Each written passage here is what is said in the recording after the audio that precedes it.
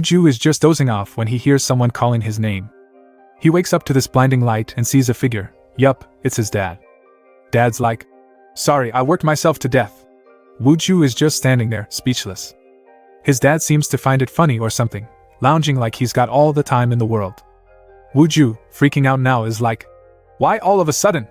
What about me?" His dad literally worked himself to death writing web novels. Then, Dad pulls out a glowing key, like a parting gift, and asks, "Can I settle with this?"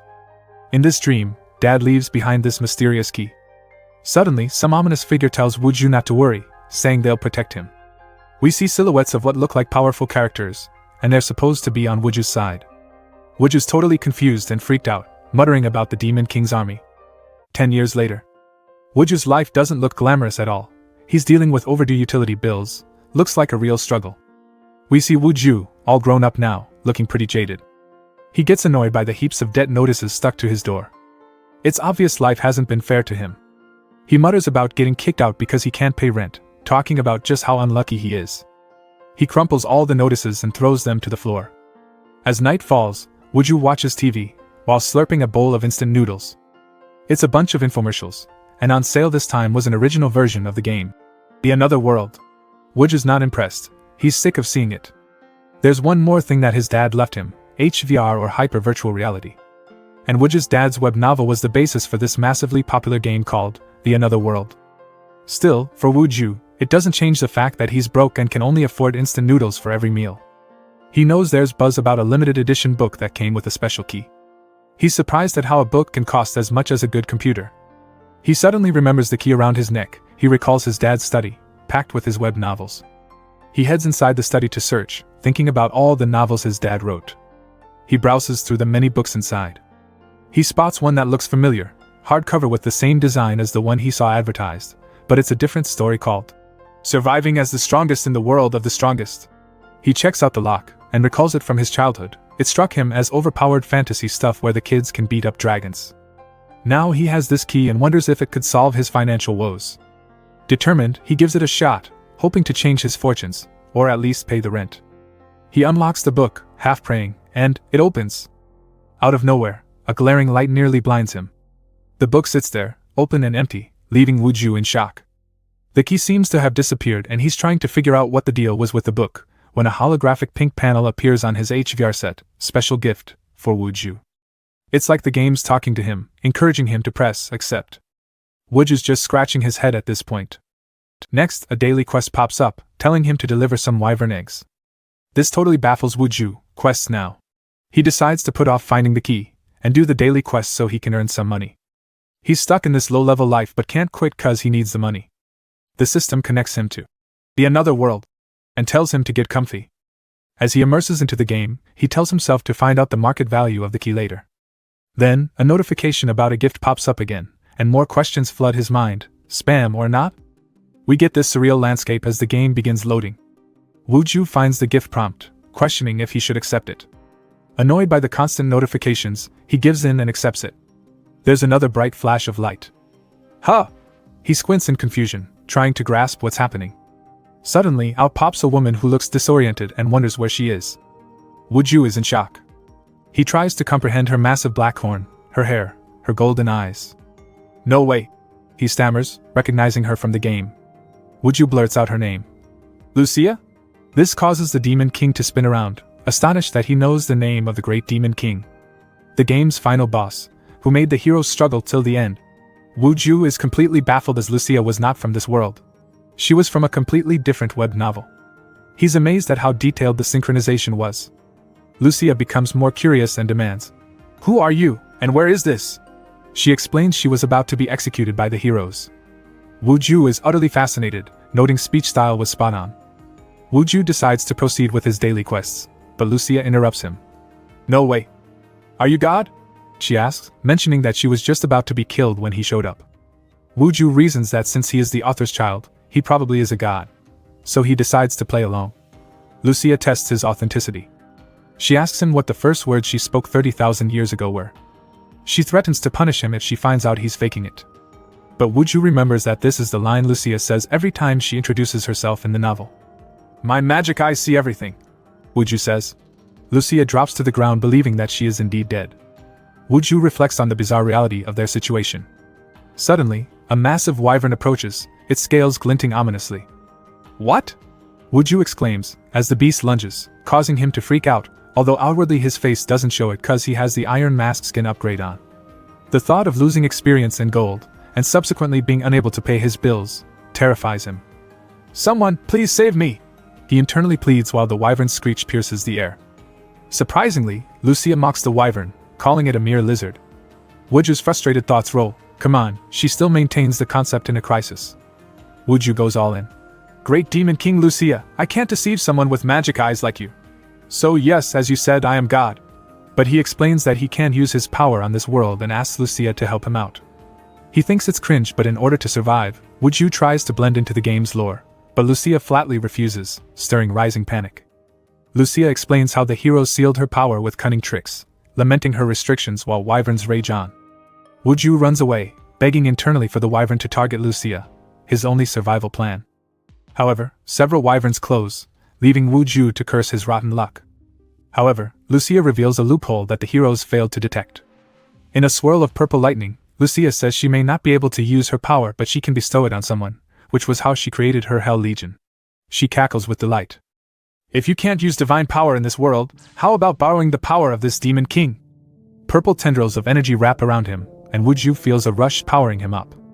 Oh, what's this? My body feels so light, he observes. He disappears suddenly, leaving the wyvern stumped. Lucia looks up at the sky. Did you go there? Why are you in a place where you can't breathe? Wuju looks around, and freaks out. He seems to be in outer space.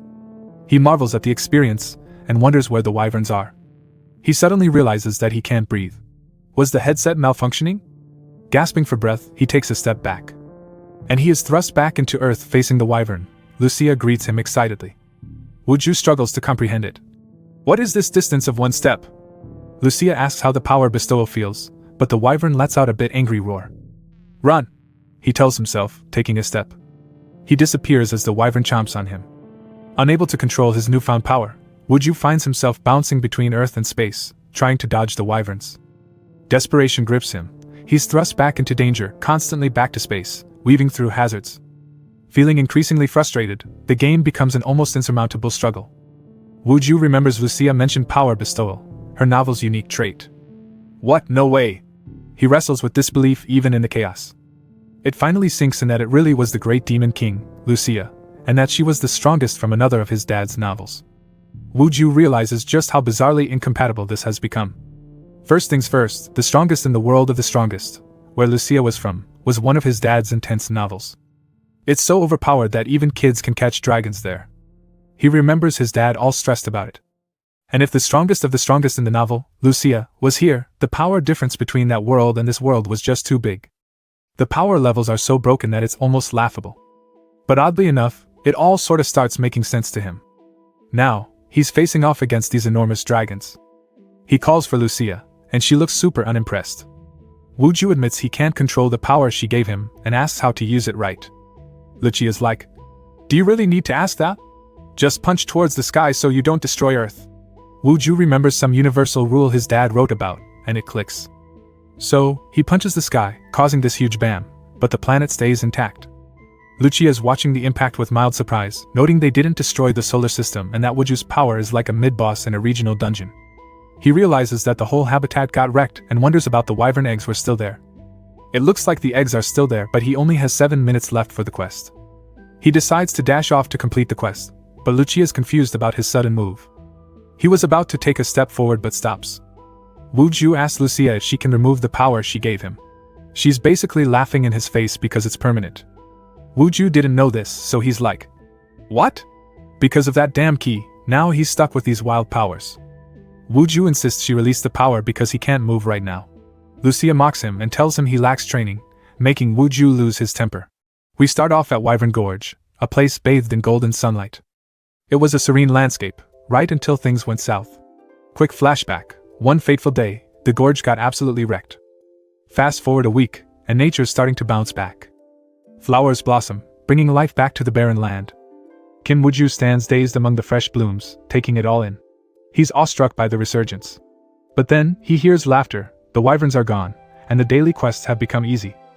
Wuju thinks, these guys are scoring new sneaks, and here I am, just trying to survive. Reflecting on his newfound power, he realizes it's been a rough week since he got Lucia's abilities. He still hasn't moved from the spot, struggling to control the power. A quick flashback to a week ago shows Wuju marveling at the sheer force behind a single step. But he's determined, he won't give up. Cue a montage of Wuju's past hardships, the hunger, the debts, the struggles.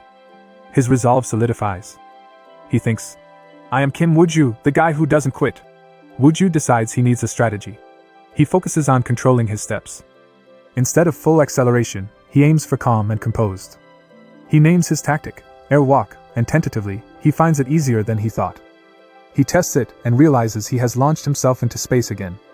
In the spirit of a budding superhero, he refines his technique. He names another move, moonwalk, dragging his feet backward to control his actions. Suddenly, the ground starts to split and crack. He's left wondering why the ground's so fragile. This is ridiculous, he mutters, half laughing. He even jokes about growing wings and flaps his arms. Hold up, he is launched into space again. And then the sheer absurdity hits him, and he lets out a small breath. He realizes even his breath has power, and off he goes into space again. Enter Lucia, in full, sarcastic glory, laughs at him. Airwalk? Moonwalk? There's never been anyone as funny as you in the demon realm. She's amused, making fun of Wuju's techniques. Wuju blames her for his predicament. She's the infamous Demon King, a nightmare for all power novel characters, even causing Wuju's dad to have PTSD. Wuju's dad was so stressed out because he can't remember how to defeat Lucia. But then, determination shines through. He affirms to himself, I am Kim Wuju, the kind meant to wield such power. Lucia's unimpressed. If Wuju has something new, he better show it. As Wuju ponders his situation, he recalls opening that book, because he saw this limited edition item off home shopping. It all started with him accepting the quest and receiving Lucia's powers. His life changed the second Lucia appeared. Wuju's revelation, the reason Lucia is here is him. He needs to find a way to lift this curse. Pushing Lucia for more answers, he asks if this power could fade. Lucia assures him, it's permanent. But then there's this sneaky thought, what if she dies? Wuju lets Lucia think he's contemplating actions, but he has a plan. No choice but to. He starts. He's still piecing together his thoughts while Lucia keeps taunting. Confronting Lucia, he demands she understand the situation. A sudden fiery determination engulfs Wuju. He's ready to leave regret behind and take action. He tells Lucia he'll soon put an end to their conflict, but Lucia's intrigued rather than scared. She's caught between amusement and curiosity. Wuju, back in his room, sits with a sense of resolve. Holding on to that key, he's ready to tackle his curse head-on. Why did this necklace come back? He questions, but it's his second chance. He races to his dad's study, ready to find another original work to finish off Lucia once and for all. Alright, so Wuju dashes through the library like a man on a mission. He's decided he needs to summon a new, super strong character to take down Lucia. But what kind of genre will work best? Which hero? Wuju is sprinting down the aisles, his eyes scanning the spines of countless books. He's thinking about the best of the best. This is a crisis, after all, no time to hesitate, or he'd end up jobless. Not this either. Wuju mutters as he dismisses book after book, before finally grabbing one that catches his eye. I can find the one who will be Lucia's nemesis. A world's strongest who can be controlled, not just some man, he thinks. Suddenly, something clicks. Wuju's stunned expression says it all. This is it. It's dangerous, but there's no choice. He decides. It's a do-or-die situation. He knows he can't afford to mess this up. Just then, he receives a system alert. Kim Wuju has received a gift. A special one. Press the accept button, says the notification. Wuju hesitates, but finally goes for it. Next thing you know, he's in the Bipedal snowfield, a desolate, snowy wasteland with howling winds. Perfect, he thinks, adjusting to the cold and ready for action. Zero appears, intense, shirtless, and evil-looking. The timing's easier to understand than Lucia's. Wuju can see Zero's potential by observing the killer ranking on his shoulder. Zero is revealed to be from his dad's powerful Munchkin web novel. The narrative describes his insane agility, fast enough to kill billions in the blink of an eye. But Wuju knows summoning Zero is risky, yet inevitable if he wants to defeat Lucia. Lucia's taunting laugh echoes in Wuju's mind, pushing him to the edge. He's determined. Even in his training days, Zero was emotionless, a pure killing machine. Yeah, that's what I'm aiming for, Wuju confirms to himself. He opens the item box and grabs that special item that will make Zero his ally. He thinks about matching Zero with suitable clothes. Turns out dressing a killer can be quirky. Zero puts on the clothes Wuju offers and starts to adjust. Wuju shows a hint of compassion, calling him a poor thing, and hoping the clothes help him feel warm. Imagine that, Wuju offering comfort. But he's on a mission, so he stays focused. Once Zero feels the warmth of the clothes, Wuju tells him to come closer, explaining he doesn't want to risk harming Zero if he moves too quickly. Wuju connects with Zero, channeling memories and warmth, just like the female researcher Laura did when she freed Zero. This bond brings out a gentler side in Zero, even during fierce battles. Wuju gives Zero a pair of gloves, symbolizing his promise to be Laura for him. Zero feels overwhelmed, a mix of confusion and new emotions. As a reward for your suffering in the training camp, Wuju says, recalling how Laura's kindness transformed Zero. The story's original trajectory is altered. Wuju contemplates whether this new path will lead to bright futures and strong allies. The moment Wuju decides to take action, he finds himself tangled in a mess caused by his own choices. But just when you decided to live, you got caught up in this devilish development. Suddenly, Zero appears and embraces Wuju. The scene is serene, but the soft "oh" leaves Wuju uncertain of what lies ahead. He knows he's a prime target, realizing, "I'm definitely the number one person to kill." Zero's feelings are notably ambiguous, given his lack of gender awareness, but they resonate with Wuju's own thoughts. Despite the chilling cold, Wuju assures Zero, "This scarf won't let you feel cold anymore." Zero's face lights up with a mix of surprise and relief, enthusiastically shouting, "Yes!" Then, Wuju remembers the title of this deadly novel his dad wrote. It's all about assassins, themes of love mixed with danger. "The killers still love today," is revealed, set against a picturesque backdrop. Yep, it's a romance killer novel, of all things. Confident, Wuju feels he might have succeeded in his task. But uncertainty nags at him. "My conscience is bothering me a bit." He recalls a fleeting imprinting effect, thinking wryly. Like a baby duck recognizing the first thing it sees as its parent. But soon remarks it will wear off, not fretting much. For now, Zero must remain obedient. Wuju reflects on his struggle, cursing. "Because of that damn X key, I haven't been able to complete the daily quest for a week." Wuju refers Zero to his name, making sure he's on board. Zero agrees, and Wuju remarks, "Good, it went as planned." But a daunting problem remains. The killer grade is still at level 2, and Wuju needs Zero to be at least level 3 to capture Lucia. He realizes a trial is necessary to level up. Mysterious, hulking snow rabbits suddenly surround them, their eyes glowing menacingly. Wuju exclaims in shock. "Snow rabbits! Horde incoming! It's getting real intense." Panic sets in. Wuju yells out, "Emergency! We're screwed!" But Zero appears eerily calm, confusing Wuju. Zero's laughter rings out, breaking the tension. He feels stronger, the power surging within. Wuju finds Zero's reaction annoying but recognizes its necessity. Suddenly, Lucia's maniacal grin looms over Wuju. Wuju steps up, ready to flaunt his power. "Watch closely," Wuju warns, as he prepares to unleash power. Wuju swings his fist towards the sky, creating a massive shockwave that shakes the ground beneath. Wuju questions why these creatures would hide underground. Bewildered, Wuju thinks aloud. "Did my power give them a hint?" Zero appears vulnerable at this moment. Wuju realizes he cannot attack underground and wonders if Lucia's power includes defense.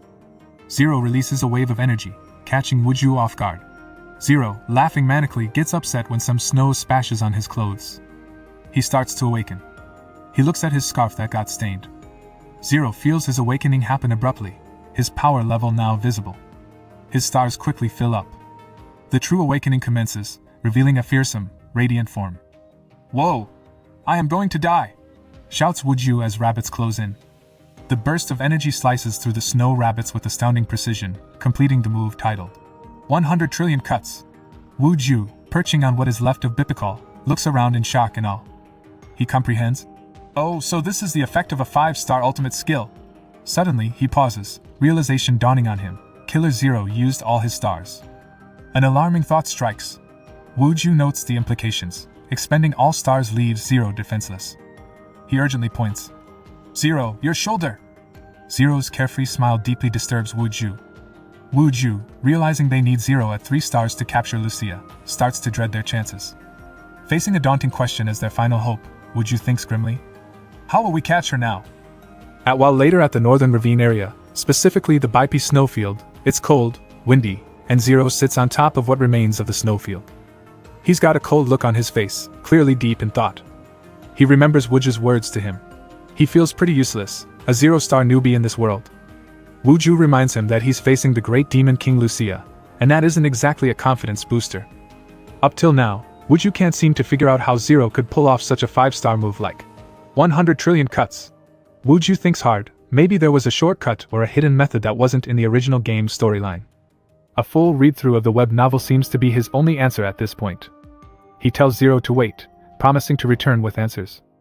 Now sitting alone on that icy pillar, Zero waits as the snow swirls around him. He has his special scarf, but he's still freezing. Suddenly, Zero's keen senses pick up on something. Ice bats. They fly around menacingly, not exactly the welcoming party you'd hope for. Zero is not about to let some E-grade bats bother him. He gets ready to show them why he's the best. As the bats close in, an absurd thought enters Zero's mind: what if these bats are out to steal my clothes? He imagines the bats becoming Wuju's new favorite in his clothes, and a switch flicks on. Zero launches his wire attack and kills the bats. Back in his cluttered study room, Wuju's not having much luck with his research. The one key method to boosting Zero's power quickly just isn't in any of his books. Frustrated, he thinks about the multiple times he's gone through these books. They should have all the answers. Wuju's getting desperate. At this rate, I won't clear the daily quests and I'll starve. He mutters, almost humorously. His stomach growls, agreeing with him. Maybe some instant noodles would help clear his mind. He considers getting up.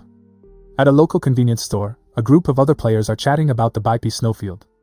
Turns out, it's a no-access area and people are super annoyed. Some even died trying to get there. One of them remarks that they have no one to buy nicotine for them. Just then, Kim Wuju walks by. The girls gossip about his reputation as the shuttle specialist who will do anything for spare change. One of them admits he's tall and kinda decent looking. But another one laughs that he's just got this weird personality. The girls call out to him, basically asking him to buy some cigarettes for them. Wuju notices one of the girls. He's surprised that Lee Suki is there, but Suki shuts him down and tells him to mind his own business. Wuju tells her to return his dad's books she borrowed. The other two are surprised that they know each other and start to gossip. Wuju glances at the girl's phone and notices the news. Then, an unexpected noise interrupts everything. A delivery biker crashes onto the scene, and Wuju pulls the blonde girl out of the way. The biker doesn't stop and the dark-haired girl cusses him out. Everyone's just yelling. What just happened? The blonde girl seems taken aback, experiencing something strange. There's more depth to Wuju than she initially thought. She realizes he's not just some errand boy. And now, the rose-colored glasses are on as she thinks how freaking cool Wuju is. The article mentions setting materials and a place with information that couldn't be covered in the original artwork. He seems to be piecing together a puzzle. The dark-haired girl demands Suki introduce them to Wuju, but she shuts them down. Wuju says something about the demon king Lucia and Suki perks up. At the mention of the author Andromeda, her eyes widen. What initial setting materials? Are you talking about the ultimate villain, great demon king Lucia? She blurts out. Wuju mentions that Suki was a fan of his dad's, so she should know this. He starts muttering that the awakening of Zero might be found in some unpublished work. Suki grits her teeth at hearing all of this. Suki yells out, adamantly rejecting the idea of any unpublished materials because she's already checked everywhere. Kim Wuju stands firm, arguing with Suki. No, it exists, he declares with conviction in the middle of a heated discussion. Memories begin to flood his mind, taking him back to a place he really despises. He remembers his father, often too absorbed in his work to spend time with him, leaving young Wuju longing for days that never came.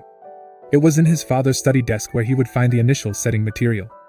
Back in the present, things are escalating quickly. Wuju tries to shake off the memories and focus.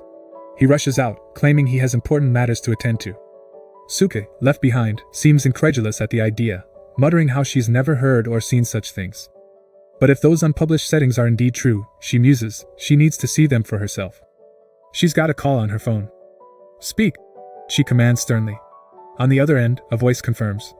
Yes, Suki, it's Jason. The coordinates are set to Wyvern Gorge, signaling the beginning of something big. The plan is clear, eliminate the insidious presence lurking there. Suki, silent and contemplative, gears up for what's next. The scene shifts dramatically to the icy landscape Zero currently faces.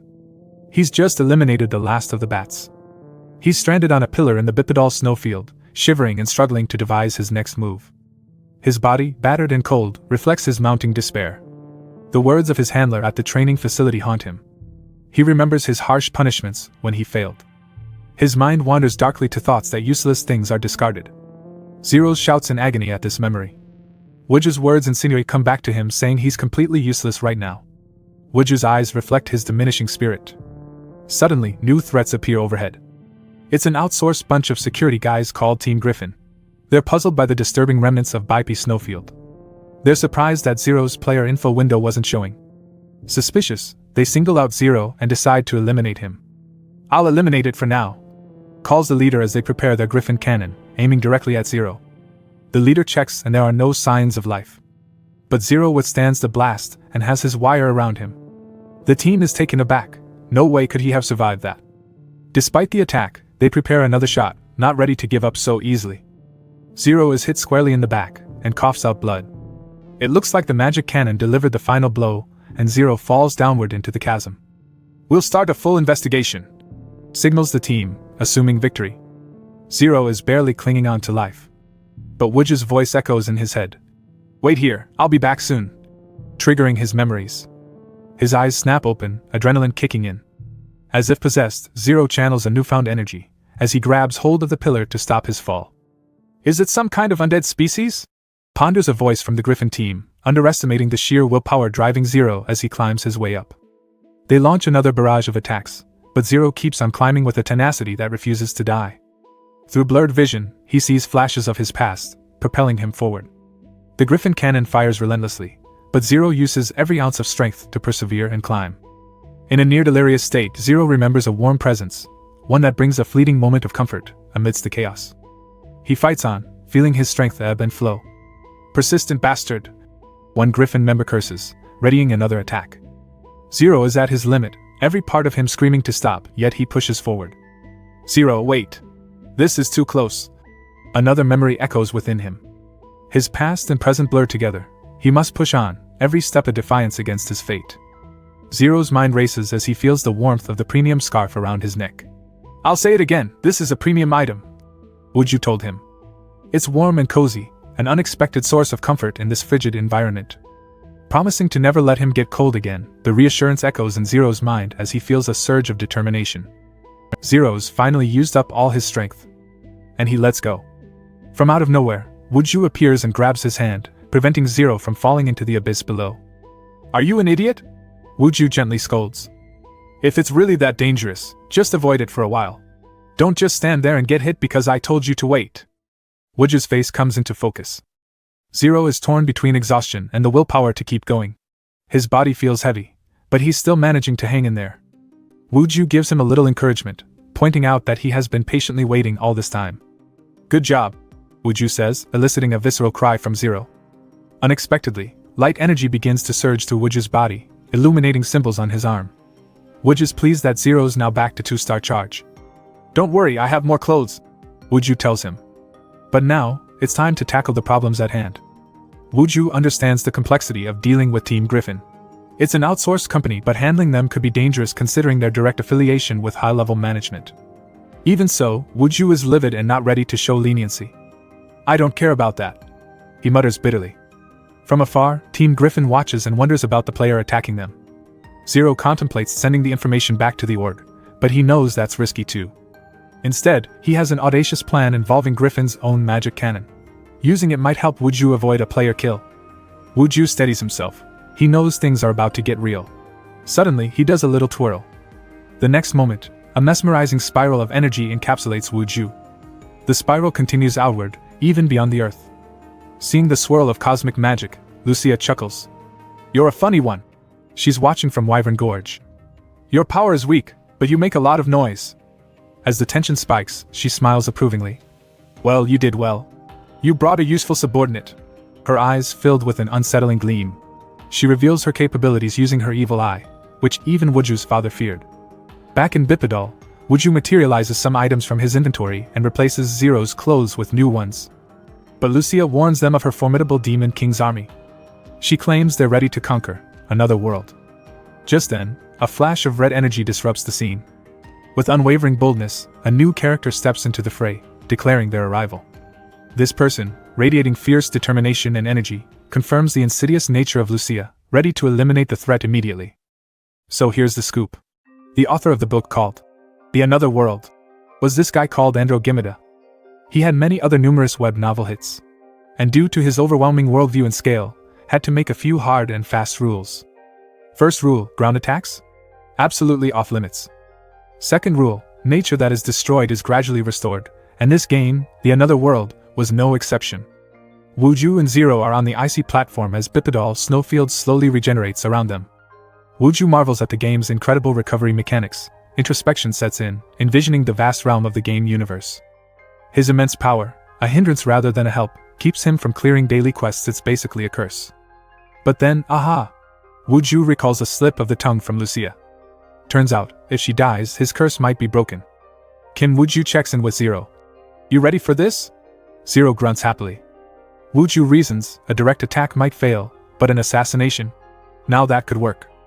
He remembers that in Zero's novel, there was a plot to kill an immortal boss. Zero sneaks into his lair. The boss, unfazed, declares his immortality, but then, surprise, something shakes him. Boom! A 3-star skill gets activated by Zero, targeting the boss fiercely. This isn't just any skill, it delivers death not just of the body but of the soul. It's called permadeath. And yup, Lucia's in their crosshairs for this move. Yet there's a snag. Zero needs to boost from 2-star to 3-star skills charge. But Wuju found a trick in his dad's study, it's called Rage. When Laura got hurt, Zero went berserk. Rage is the trigger. Thing is, Zero's too cheerful at the moment, just whistling away. So Wuju's gotta find a way to stoke that anger. He goes all stern coach mode, questioning Zero's focus. And Zero, poor guy, tries to smile through it. But Wuju's like, nah, you need to push harder, get mad. But Zero only replies, smile. He wants Zero to feel that fury boiling over. Yet Zero's confused, struggling to get angry. Wuju brings out the emotional big guns, pushing him over the edge with some tough love. Trying different tactics to edge Zero into that rage state. Wuju wonders maybe because of that scarf gesture. Wuju's worried it's collapsing Zero's killer instinct. Alright, final prep. Wuju bets Zero's scarf in this assassination attempt. Zero's all flustered and finally looking all worried. Now he's understanding the gravity of their mission, and everything is falling into place. As Zero starts to emanate this fierce, red aura, he finally transforms. It's a full-on rage mode. He's charged up to the max. Ready for battle mentally and physically thanks to Wuju's pep talk. They hone in on their target, Lucia. Then, with a swift move, they get transported to Wyvern Gorge. Kim Wuju and Zero touch down on the rocky terrain of Wyvern Gorge. This is the Wyvern Gorge without wyverns. Lucia will be lurking around here, Wuju notes. Suddenly, a figure catches Wuju's eye. It's Lucia, but there's something wrong? I'm opposed to violence, Lucia shouts out, as this guy holds her by the neck. Why are you getting beaten? Wuju blurts out. Huh! The stranger responds, clearly confused and startled, giving a side eye of disbelief. Zero springs into action, launching himself towards the combatant, but instead of a straightforward fight, Zero ends up knocking the stranger down, channeling some serious strength. It's chaos, with energy crackling and bright, sharp lines etching the air. What are you doing? Shouts the knight. This is an obvious PK. Wuju tells Zero to stop cause he was attacking the wrong target. He notices that the knight's armor didn't take any damage. The voice is calm, but loaded with authority. The unidentified knight seems unharmed but ready to strike. Why are you interfering with my work? Demands the knight in golden armor. He looks towards the fallen Lucia, who's gritting through the pain. Disruptive presence. Totally agree. Wuju reflects, feeling disoriented. The knight asks what his intentions were. This can be seen as a PK attempt, declares the knight. Wuju's mind is racing, trying to piece it all together. His advice to Zero echoes in his ear, urging him to use hit-and-run tactics. Wuju realizes that with Zero moving so fast, it looked like he was the one attacking the knight. Lucia tries to stir up more trouble, implying Wuju wanted to conquer this world, and that he was a demon lord. Wuju can't make heads or tails of her dialogue. What is she even saying? Every single word is nonsense. Maybe she got hit in the head? Now the tables have turned, Lucia grins crazily. That guy even calls himself God. Flashback to their conversation a week ago. Really a god? Assuming I'm a god, I have to go clear this quest. Wuju casually retorts. Is she boasting? He wonders. Lucia, you're really done for. Just die. Wuju states coldly in his mind. But then, the Wuju interrupts, trying to explain that he was aiming for the demon, not him. Wuju cheers on the knight for support. But despite Wuju's explanations, the knight isn't backing down. Suddenly the knight remembers that he suddenly started attacking without introducing himself. "You know this game is based on an original work, right?" he shouts mid-attack. Jason Poulter of Just One, the security company, stands there like he's some big shot, explaining that he was the holder of a limited edition key. Wuju tries to remember where he's heard Just One before. "Isn't that a famous security company?"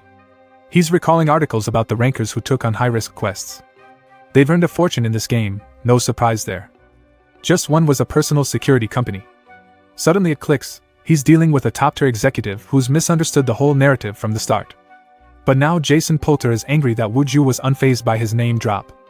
But Wuju is actually very terrified. He just has his iron mask skin equipped. Jason promises a beating. "A ranker attacking a nobody like me, really?" Wuju recounts in disbelief. His head spins with bewilderment, realizing how skewed his reality's become. He can't even use the power Lucia gave him. If he kills a fellow player, he'll end up being hunted. He thinks about Zero. He follows orders well, so he'll stay hidden. Lucia just needs to be killed. Is this really the end for us? Wuju speculates. He thinks about the cup of ramen he couldn't eat. Jason throws a massive punch. "What? Did I dodge that punch?" Wuju is left pondering. It feels like he's floating. Did he die? Was he now a soul? Getting cocky after dodging once? Jason suddenly pops up beside him, aiming another punch his way. Wuju's surprised that he dodged this one too. Suddenly he spots a thin silver thread. It's Zero's wire manipulating through, proving invaluable. His thin, taut threads wrap around Wuju's frame like a lifeline. Wire marionette technique, used when rescuing hostages, was being used on him. How is this guy dodging again? Jason's getting more and more mad. Kim Wuju tries to engage and says, "Hey there, ranker." But Jason just yells back, "Shut up!" Wuju wants to talk, but no one's in the mood for chit-chat. "Isn't this clearly PK?" And pushes the other guy to think about if catching someone like him is worth it. Like really worth the career damage? Meanwhile, Golden Armor Dude, Jason Poulter, is confused and annoyed. Okay, now it's getting real. Jason tells him that it's now a one-on-one battle. "You attacked first, I responded, no complaints, right?" Wuju's like, "Huh." You can see him piecing it together. Then he says, "Then if I kill you, it's legal?" Jason's like, "Yeah, you jerk. This is a one-on-one battle showdown rule." Wuju is oddly relieved by the legality. Then Wuju realizes he didn't know about the one-on-one rule because he's only been clearing daily quests. Lucia, watching all this, calls him a slowpoke lackey but waits for the activation of something mighty. Wuju's not messing around anymore. "Yeah, let's do it." And boom, his power's unleashed. Jason slams his fist down. It's a proper spectacle.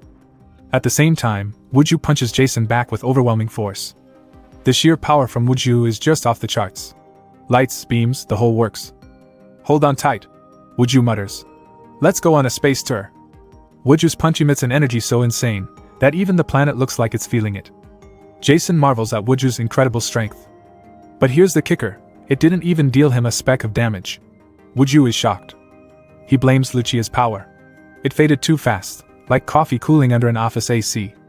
Who would even want this kind of power? Wuju questions. "Someone's really messing with my life. I won't let you go, Lucy, huh?" Wuju sees Zero and he's surprised that Zero's cheering him on beside Lucia. Jason, hulking over him, asks, "What's wrong? Are you shocked your attack didn't land?" Jason taunts. He's got Wuju in a knockout grip. "You're trying really hard to play cool, acting like you're not surprised." "My expression? That's the iron mask skin sold in the store," Wuju tells him. It's keeping his face plain as a stone. "What? Did he misunderstand me because of this damn mask?" Wuju's mix of regret and panic is almost funny. "I don't care. I'll just crush that face of yours," Jason declares. Wuju's thinking. "Peeling someone's face skin off, that's a little gross, dude. What was the penalty for this fight again?" He racks his memory for that critical detail. The battle showdown comes with brutal stakes. "Oh, so that's the twist," Wuju thinks. "It's a character deletion match. As long as both sides agree, they can go on a one-on-one match," he recalls. Since it allows a legit player kill, it also requires a significant bet like the guts to delete your character. There's a draw option too, he realizes, but that's no comfort. "I don't have the time to make a new character from scratch."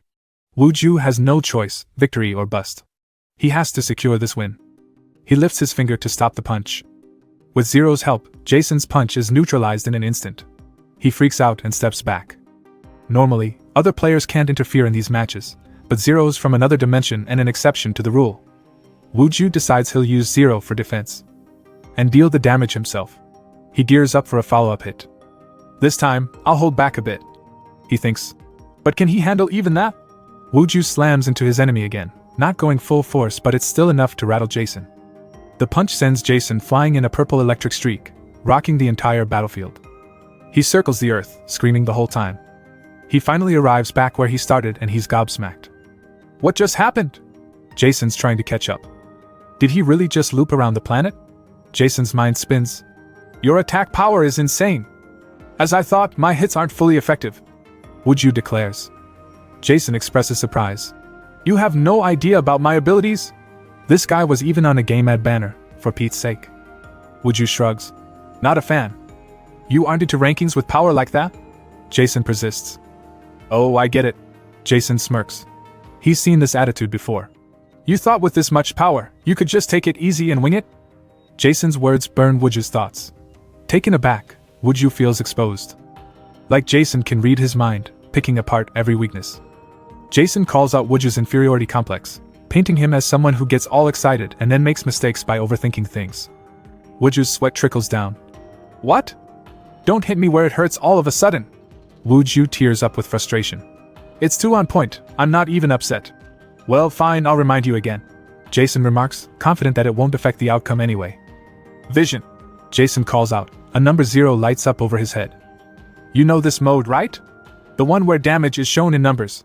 Jason gloats. Yeah, an expensive item. Wuju hesitates. Go ahead and hit me again. I'll only feel good when your spirit's broken. Jason cuts deep with an evil grin. He gets punched before he could finish his gloating. Wuju's attack swells into a massive explosion of energy that sends light and sound waves even beyond the earth.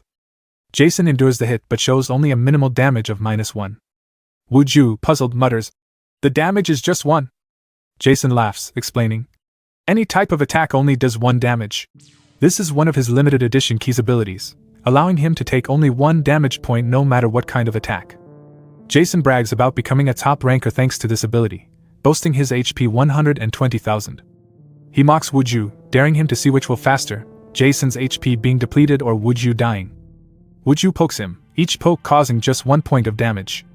Jason unleashes a flurry of attacks and each time, Wuju counters with poke. Lucia calls this just 1 damage ability absolutely pathetic. She tells Wuju he just needs to keep hitting till Jason dies. She gives Wuju a mighty cheer to boost his morale. Zero chimes in too. Wuju wonders why those two keep sticking together when they're supposed to be enemies. Wuju confirms that Jason's ability really does deal only 1 damage point no matter what attack. His eyes shine bright like diamonds, realizing that even a light tap can deal damage. Wuju mentions a boss in another novel, Colossa, who wore a golden armor that regenerated 1 HP every 0.001 seconds. Jason's eyes widen in surprise at the mention of golden armor. Yet, Wuju claims to already know the counter Jason's ability. He calls out Zero's name, switching to attack mode. Zero springs into action. It's a special move that consumes 2 stars of Zero's killer power, called Midsummer Rain. A flurry of energy beams rains down on Jason, each dealing 1 damage. Wuju explains its purpose of scattering mana into the wires spread around.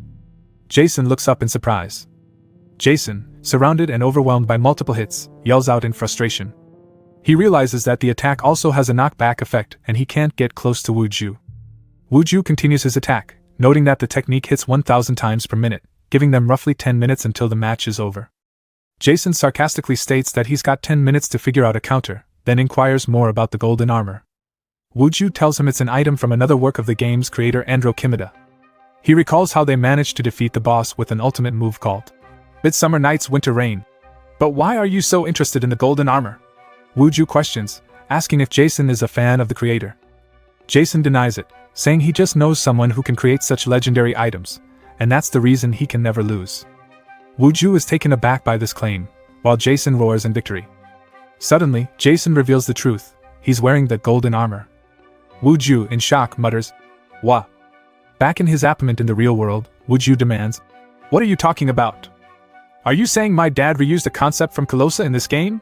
Wuju whispers to himself. He's in disbelief. Such blatant plagiarism, Dad. So, Wuju starts thinking about his dad's last project, the Another World. He realizes, man, I never read the original work of this game. And bam! It hits him. My dad's final posthumous work. Turns out his old man overworked himself to death to get this game done.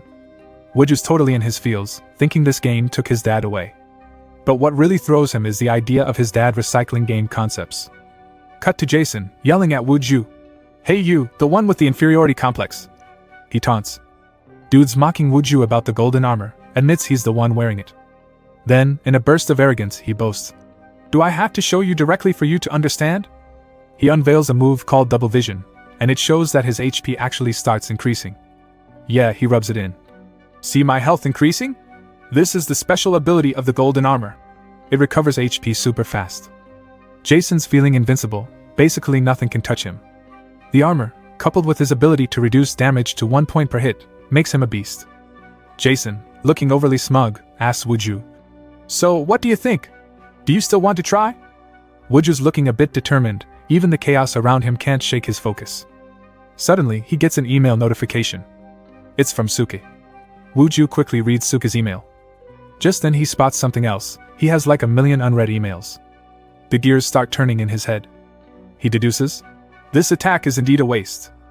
He orders Zero to stop. That's enough. The match has been decided, he declares. Jason keeps pushing. Are you saying that you've tried everything? Wuju's like, yup. Feels pointless now. Lucia chimes in with a smirk, calling Wuju a slowpoke. She's oddly encouraging, saying Wuju's finally headed in the right direction. Wuju stares hard, determined. His thoughts loud and clear. I'll end this match with one hit. Meanwhile, Jason, in his gnarly golden armor, taunts Wuju that he is very nearly invincible, and he has no chance against him. Why haven't you acknowledged it yet? Jason sneers. Wuju signals Zero to stop his attacks. The showdown is over, Wuju declares seriously. Zero is surprised but complies.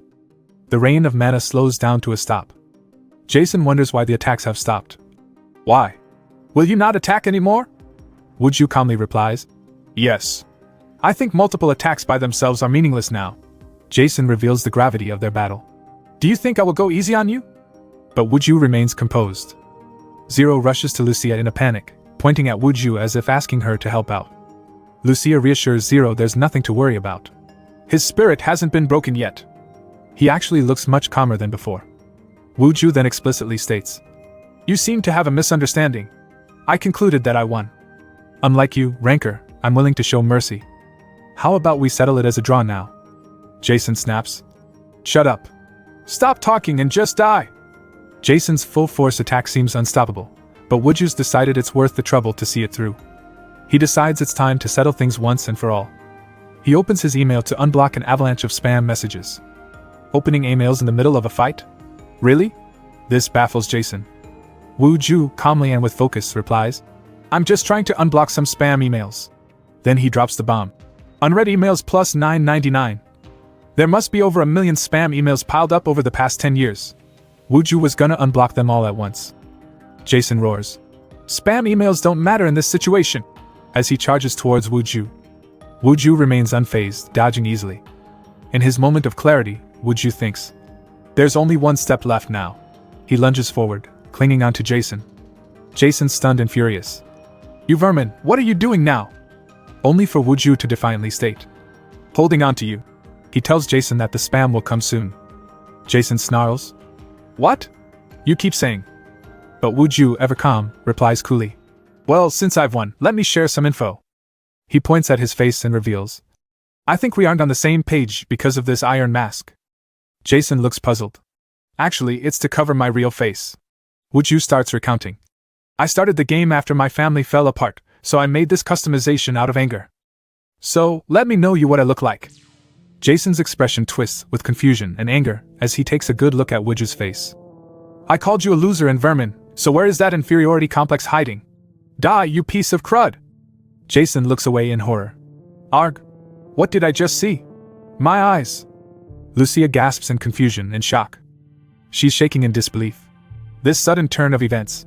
It's too unexpected. I love how ugly your face is, Lucia declares, very excited. It matches the Demon King of Hell perfectly. Oh, she suddenly realizes, blushing a little. Is that guy the Demon King of Hell? Then after 30,000 years, I'm ready for marriage, she concludes. As the spam emails Jason loathed begin to pile in, Wooju feels satisfied. Okay, I've stalled enough time. Jason recovers from the shock. That scared me. I won't let you die easily now. He throws everything into a full power attack. I'll grind you to dust. Excalibur! He shouts. As Jason charges with his Excalibur attack, Wooju watches with a smirk. Spam emails are just starting to come in. Over 1 million spam emails will alarm you at once, so don't be surprised. Jason screams. Why do you care about spam emails when you're about to be deleted? Of course I care. Because I set the notification. Dramatically pausing, Wooju finishes. To vibrate. Jason's eyes widen in disbelief as the screen blares. Emails have arrived. Huh. He barely manages to gasp as the vibrations start. The vibration frequency is 40,000 times per second, explains Wooju. With your body that takes damage even from slight touches, 1 million spam emails mean instant death. Wooju declares that he's gonna name this technique fatal only to Jason, the finishing move, Spam Vibrator Destroyer Bomb. A catastrophic explosion ensues, brought about by the never-ending damage from the vibrations. Jason's HP plummets to an absolute zero from 120,000. The shockwave of 1 million spam emails causes a momentary ripple across the universe that awakens a dark egg that would bring a great disaster to the game. It also exposes the existence of another solar system inhabited by weird beings. Lucia remarks that even if it was such a BS way to win a fight, it looked pretty cool. Zero, too, is equally impressed. Jason's HP finally reaches zero, and he shatters into 1 million pieces. Wooju lets out a deep breath and asks, Did I win? He suddenly notices something shiny on the ground. Huh! He mutters, leaning forward to get a better look. It's a dropped item. He picks up the golden armor, seeing its stats flash before his eyes. This thing is a game changer, legendary status, insane HP boost, and self-healing capabilities. Jackpot. He knows he needs this for defense. I'll wear it immediately, he concludes. Meanwhile, Lucia and Zero approach to congratulate him. But something stops them in their tracks and stare for a moment. They both roar with laughter. Don't laugh, he says, trying to maintain his composure. But it's clear something's off with the fit. Why isn't it fitting? He exclaims. Stop laughing and help me, Wooju shouts. Lucia calls him the biggest laughingstock of the demon world.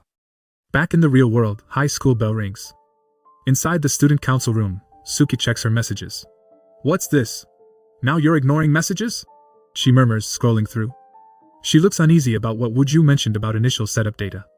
She glances over to her friends lying on beds, connected to a VR setup. She thinks of Wooju, calling him an idiot for clearing daily quests all day. Suddenly, a loud noise makes her jump. It's her phone buzzing. It's Jason. Suka straightens, her face serious.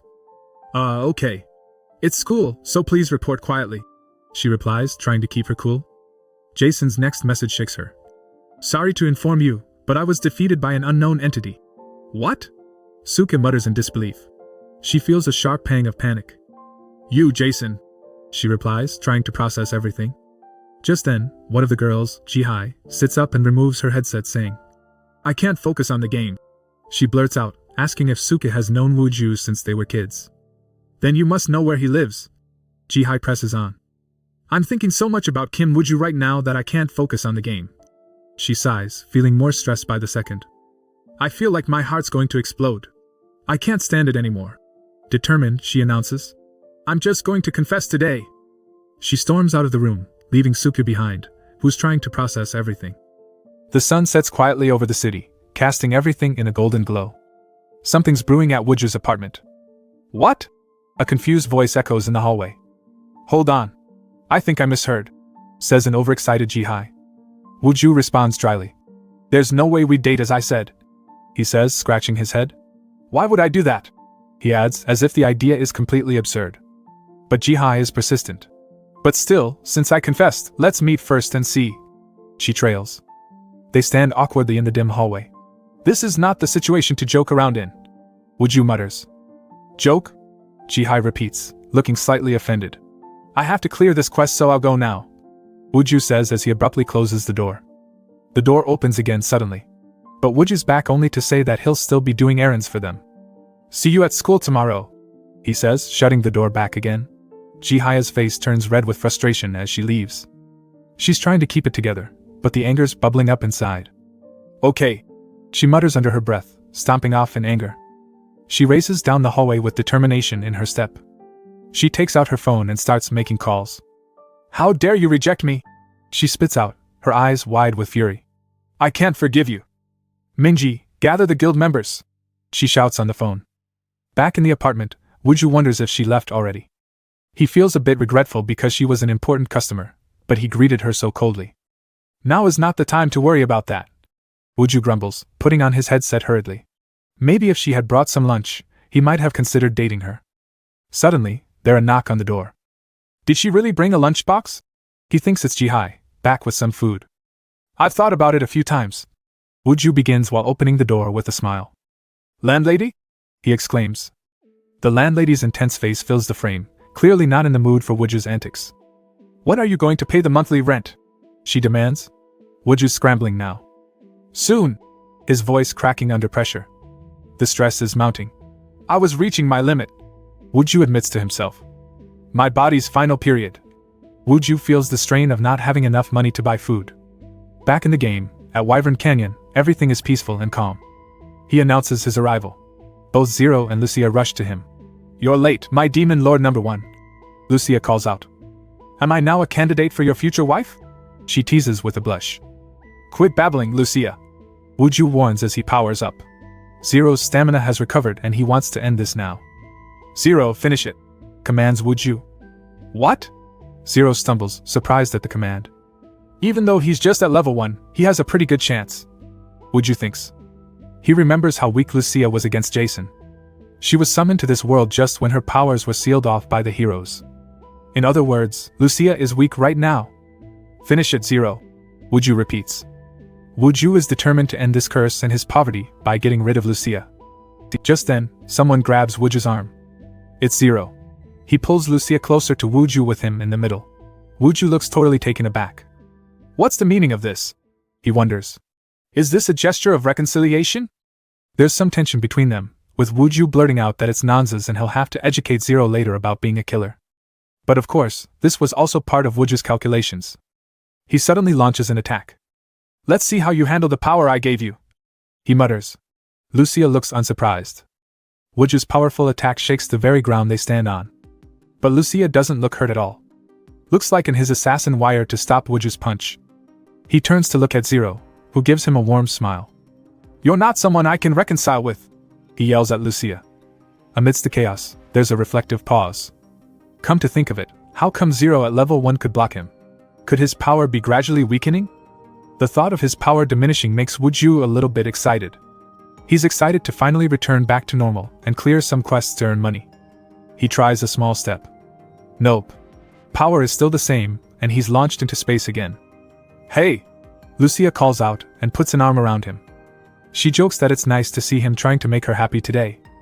And she also mentions that the children summoned by his key seem to be forming unexpected bonds. The realization hits. How do they know about this key? Here. Accept this blessing before you. Lucia points to something in the area. It's a plaque outlining some entry guidelines. Evidence of the Demon Lord's founding, Lucia declares. A display suddenly flashes. Dungeon name, Wyvern's Abyss. Rank SSS Dungeon. Boss, Demon King Lucia. The dungeon has been created, Lucia announces with a flourish. Wooju is shocked. It's the first time he's ever seen a dungeon in this game. This is a sign of the Demon Lord's resurrection. Wooju thinks that if this dungeon is the same as in the web novel where Lucia is from, will truly destroy this game. Lucia credits him for this, saying that it's because Wooju brought her and Zero into this world, the start of a demon army. Wooju is super depressed now. He's already at his limit, and wondering if he should just quit the game. Now all that's left is to make money for you, Lucia announces. Wooju's eyes widen in surprise at the mention of money. Lucia explains that, after all, dungeons are a business opportunity. Wooju still doesn't get what Lucia is talking about.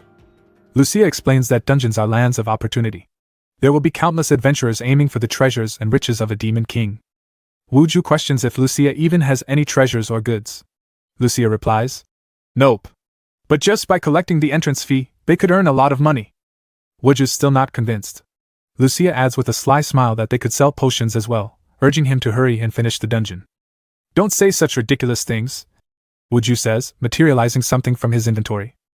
Do you think I'll be fooled with such sweet talk? I'm not such an easy person, he declares while gripping it. With a determined look, he puts on his hard hat. If you're going to persuade me, you have to tell me in more detail, he says seriously, shovel in hand and all. He asks if they should start construction right away. Wuju thinks to himself. I said it's the limit. Because I couldn't endure it. As Zero and Lucia look at him with warm smiles, he realizes that this is the moment that he officially became a demon lord. A few hours later, Zero's wire looks to be spread out in a grid. With the wire mesh spread out, Wuju can move around a bit. How do you know this? He asks Lucia. This demon eye sees through everything, answers Lucia. And that's not all she can do. A surge of energy bursts forth from her horns, which she then channels into the construction site. What's this again? Wuju wonders. You'll find out soon enough, says Lucia, cryptic as ever. A tendril of lightning escapes from the one lighted square, and creates another square above it. More tendrils branch out, making more and more copies of the square. Wuju's amazed. It's just a guide map though, Lucia mentions. It's to show where Wuju needs to dig. Consider it an honor, Lucia exclaims and orders him to start digging. What? Wuju says in disbelief. Wuju can't believe there are so many. Yep, there's a lot of digging to do. Wuju asks Lucia what she's doing, lying down by the sidelines. Great demon lords don't get their hands dirty. She yawns. Then the bombshell. It's only on the first floor, hurry up. Why does it feel that the hurdle has gotten even higher? Wuju thinks to himself, as he digs throughout the day. Wuju's hard at work, smashing through the terrain. Lucia's not impressed. Why so slow? How are you ever going to make a fortune like that? Wuju, on the other hand, is starving to death and ready to give up. There it is! A voice suddenly echoes throughout the canyon, cutting into Wuju's desperate thoughts. Found you! Yells. She got the information from Sukhai where to find Wuju. Jihai yells angrily. How dare you dump me! I brought all the first-year guild members. She promises to teach him a lesson. Wuju looks up and remarks how there were so many of them. Scared now? With a swirl of power in her hands, she taunts. It's too late for regrets. Jihai leaves room for Wuju to change his mind. Wuju covers his face with his hand for a moment, thinking things through. He doesn't feel good about it. But then a flash of insight strikes him. Zero and Lucia's eyes widen in surprise. But Wuju remembers something crucial, and he's psyched. In fact, he's thrilled. He's taken off his mask and a malevolent smile creeps up his face. He's finally found a way to break through the limits that have been placed on him in this game. Wuju recalls the standard dungeon in his father's web novel.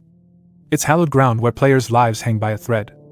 But the higher the risk, the sweeter the prize. This is the legacy of the Demon King. The scene shifts to an aerial view of their dungeon layout. It's intricate and vast, and they're seriously lacking manpower for such a colossal task. Above them, Jihai hovers with her team members. Kim Wuju, you're going to learn your lesson today. Wuju starts shaking, trying to hide his laughter. They actually came all this way. He chuckles. Lucia looks at him lovingly. You're out. That face. It's a life or death crisis, and Kim Wuju can't believe his luck. He's got the perfect solution. A ball of electrical charge starts building up between Jihai's hands. What? Not even impressed after seeing who's here? Things escalate quickly. Jihai challenges him to a 4 versus 1 showdown, stakes and all. Whoever wins gets whatever they want. Wuju's been through these showdowns before, but this time it's a 4 versus 1. He finds out Jihai is serious about letting him get whatever he wants if he wins.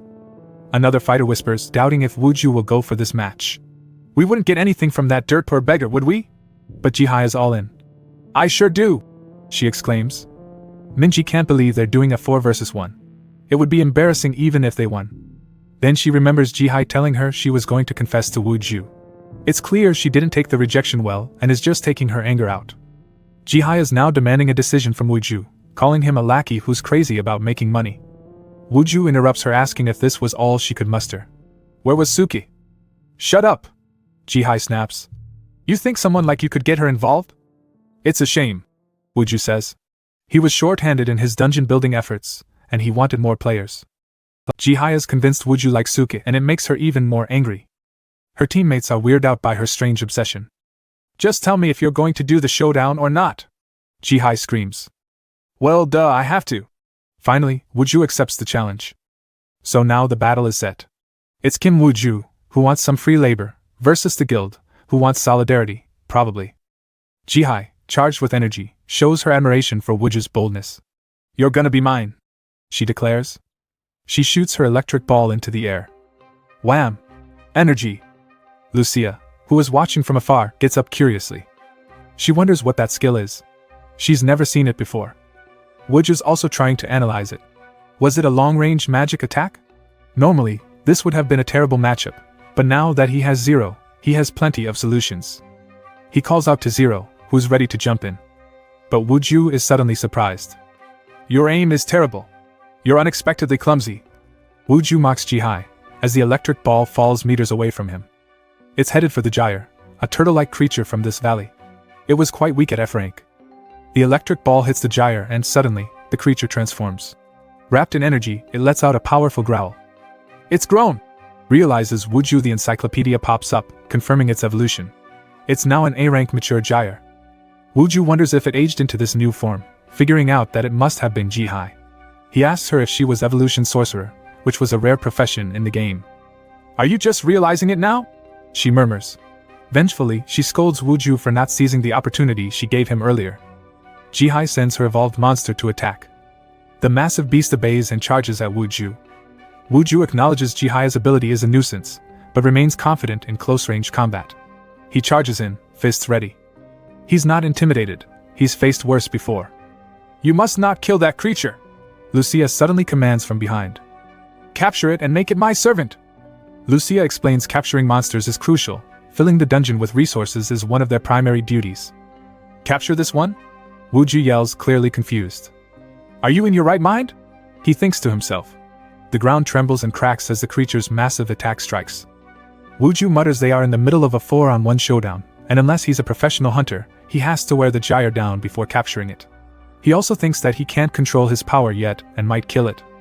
Wuju decides to use the surrounding chaos to his advantage. He calls out to the guild members and asks what they were doing.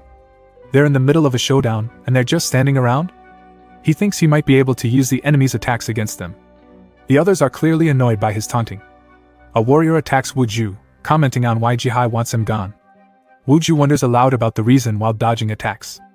Another enemy mockingly asks, "What else?" calling Wuju unbearably smug. The fierce opponent tells Wuju to drop dead, but Wuju has other ideas. Using his fingers, he deflects the enemy's attacks, and points them all towards the gyre. A flurry of attacks hit the gyre, and its HP goes down significantly.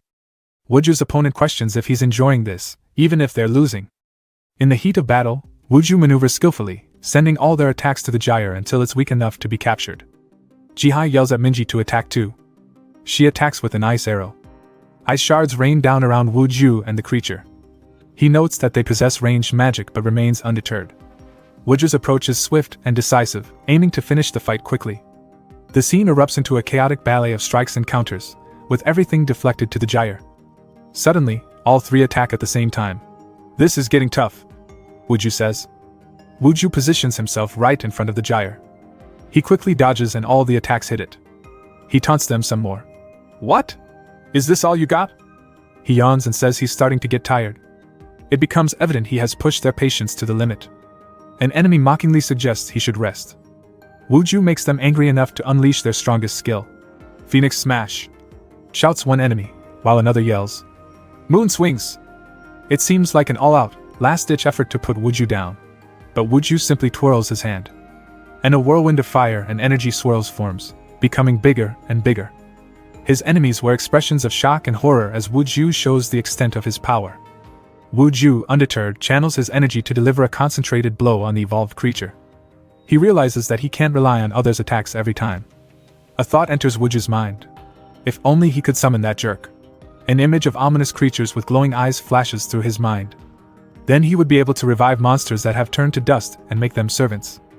He remembers his key and decides it's time to put it to use. But first, he needs to deal with the battle on hand. He throws the large fireball downwards. Zero's prepared to lend support. The fireball falls and is caught in Zero's silver thread. It's stopped by the thread before it hits the ground.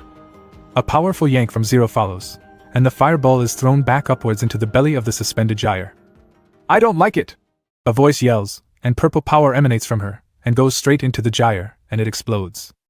The opponents react in disbelief at the turn of events. As the dust settles, Wuju opens his display and prepares to capture the monster. But it seems there's another surprise. Rising menacingly from the ground, a gigantic, serpentine figure. Wu Ju stares at the creature. Only Lucia can summon something like this. Even in Lucia's overpowered novel, this was known as a transcendental being or disaster. A ferocious face emerges from the dust. Are you insane? Summoning the black tortoise here? Wu Ju shouts. The display quickly reveals that this creature's name is Nightmare Cody, a god-level black tortoise. The god of the east, Xuanwu, with a height of about 1.5 kilometers. It's just a bit unfair, isn't it? Someone mutters while watching from a distance. It's Suki. She sneaked in after hearing about Jason's defeat and after hearing about unknown monsters suddenly appearing. She identifies the lady with horns as the demon king Lucia from surviving as the strongest in the world of the strongest. And Zero's here too. From the killer loves today. There's a dungeon being built in Wyvern Gorge, something only demon kings can do. And the most shocking thing for Suka was that this chaos was orchestrated by Kim Woo-ju, super nerd and the school's errand boy. What the heck was he thinking? Everyone's freaking out. A mob without registration info? That's unheard of. Jihai, despite being an evolution mage, doesn't know squat about this monster either. Then wham, a close-up of Xuanwu's masked face as he looks down at the tiny creatures. The beast contemplates how familiar this place feels. Xuanwu tries to remember. He was on his way home, but he was suddenly transported to this place. He zooms in on Lucia, calling her the unpleasant person who blocked his way. You can tell how ticked off he is. Xuanwu isn't playing. His punishment is going to be severe. The creature slams his tail into the ground, sending the players flying. Watch out! Yells one of the crew. It's totally chaotic and even Lucia is shocked. The explosion's impact is massive, almost natural disaster level. Just then, something catches Xuanwu's attention. With Zero's help, Wu Ju was able to block his attack and protect Lucia. Lucia's just lying there, not moving and chuckling that Wu Ju ended up saving her after she gave him the idea of earning money from the dungeon. Money really is something, isn't it? She cackles. Wu Ju tells her it's not about money but about summoning a disaster-level beast into this world. Lucia calls his bluff. So it was about money? It's the first boss monster to be laid in the dungeon. It wouldn't be a great dungeon if they just had easy monsters, that's why she summoned it. Wu Ju knows this is not going to be an easy feat. This creature could easily destroy a whole country. Even in the original web novel, it was called a disaster, and now she wanted to capture it. Wu Ju's annoyed. But then, Wu Ju thinks about it some more. Lucia's not wrong. He's a truly unique existence in this world and might drop valuable items. He decides he's going to try. Xuan was intrigued. Why is a human, especially one from a no-name backstory, holding his own? Suddenly, Jihai jumps in, trying to assert her control, calling herself the evolution mage. She orders the beast to attack the red cape dude. But nah, Xuanwu isn't listening to a mere human. He sends out bolts of magic that electrifies the players. Minji feels her magic points draining rapidly. She screams that she's out of MP and can't fly at this rate. She's falling and freaking out. Nope, Wu Ju ain't letting that happen to his dungeon manpower. He's got a mountain of things to do post-showdown, his body can't handle that on his own. A gust of wind blows everyone around, causing chaos. They're blown into the dungeon and fall into Zero's net. They're all surprised because they didn't suffer and fall damage because of the net. Jihai berates the creature for almost killing its master. Xuanwu thinks they all survived by sheer luck. He starts charging up some serious energy. Zero, hurry up! Wu Ju urges, as he jumps on top of Zero's wire. Zero leaps into action, giving it a mighty pull that sends Wu Ju flying up towards the monster. He positions himself near the Xuanwu's energy ball and prepares to deliver a devastating blow. Unaware of what's happening, Xuanwu's all godlike and tells Wu Ju he's allowed to speak. Too late. The orb's already zooming toward him, and it smashes through his face. The massive blow reverberates through space. A strike that pierced the sky? Xuanwu is stunned. It even went through his ironclad body. What are you? He exclaims. Wu Ju calmly explains this was Lucia's power, though the creature has never met her yet. This time he reveals he'll just use the tiniest fraction of his power. Xuanwu's dismissive and zaps Wu Ju with his own power. Wu Ju's a bit surprised at the feeling. Like he's losing something. The draining energy intensifies as Xuanwu holds Wu Ju in his grasp. Minji points out that it's a technique that drains MP. Minji's worried that if Wu Ju is drained, he'll fall. Wu Ju realizes it too, as he pulls up his stats. Xuanwu scornfully asks how it feels to be powerless.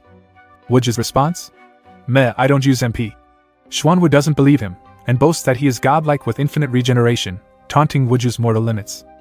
Xuanwu thinks, honestly, this guy is a potential nemesis to the gods.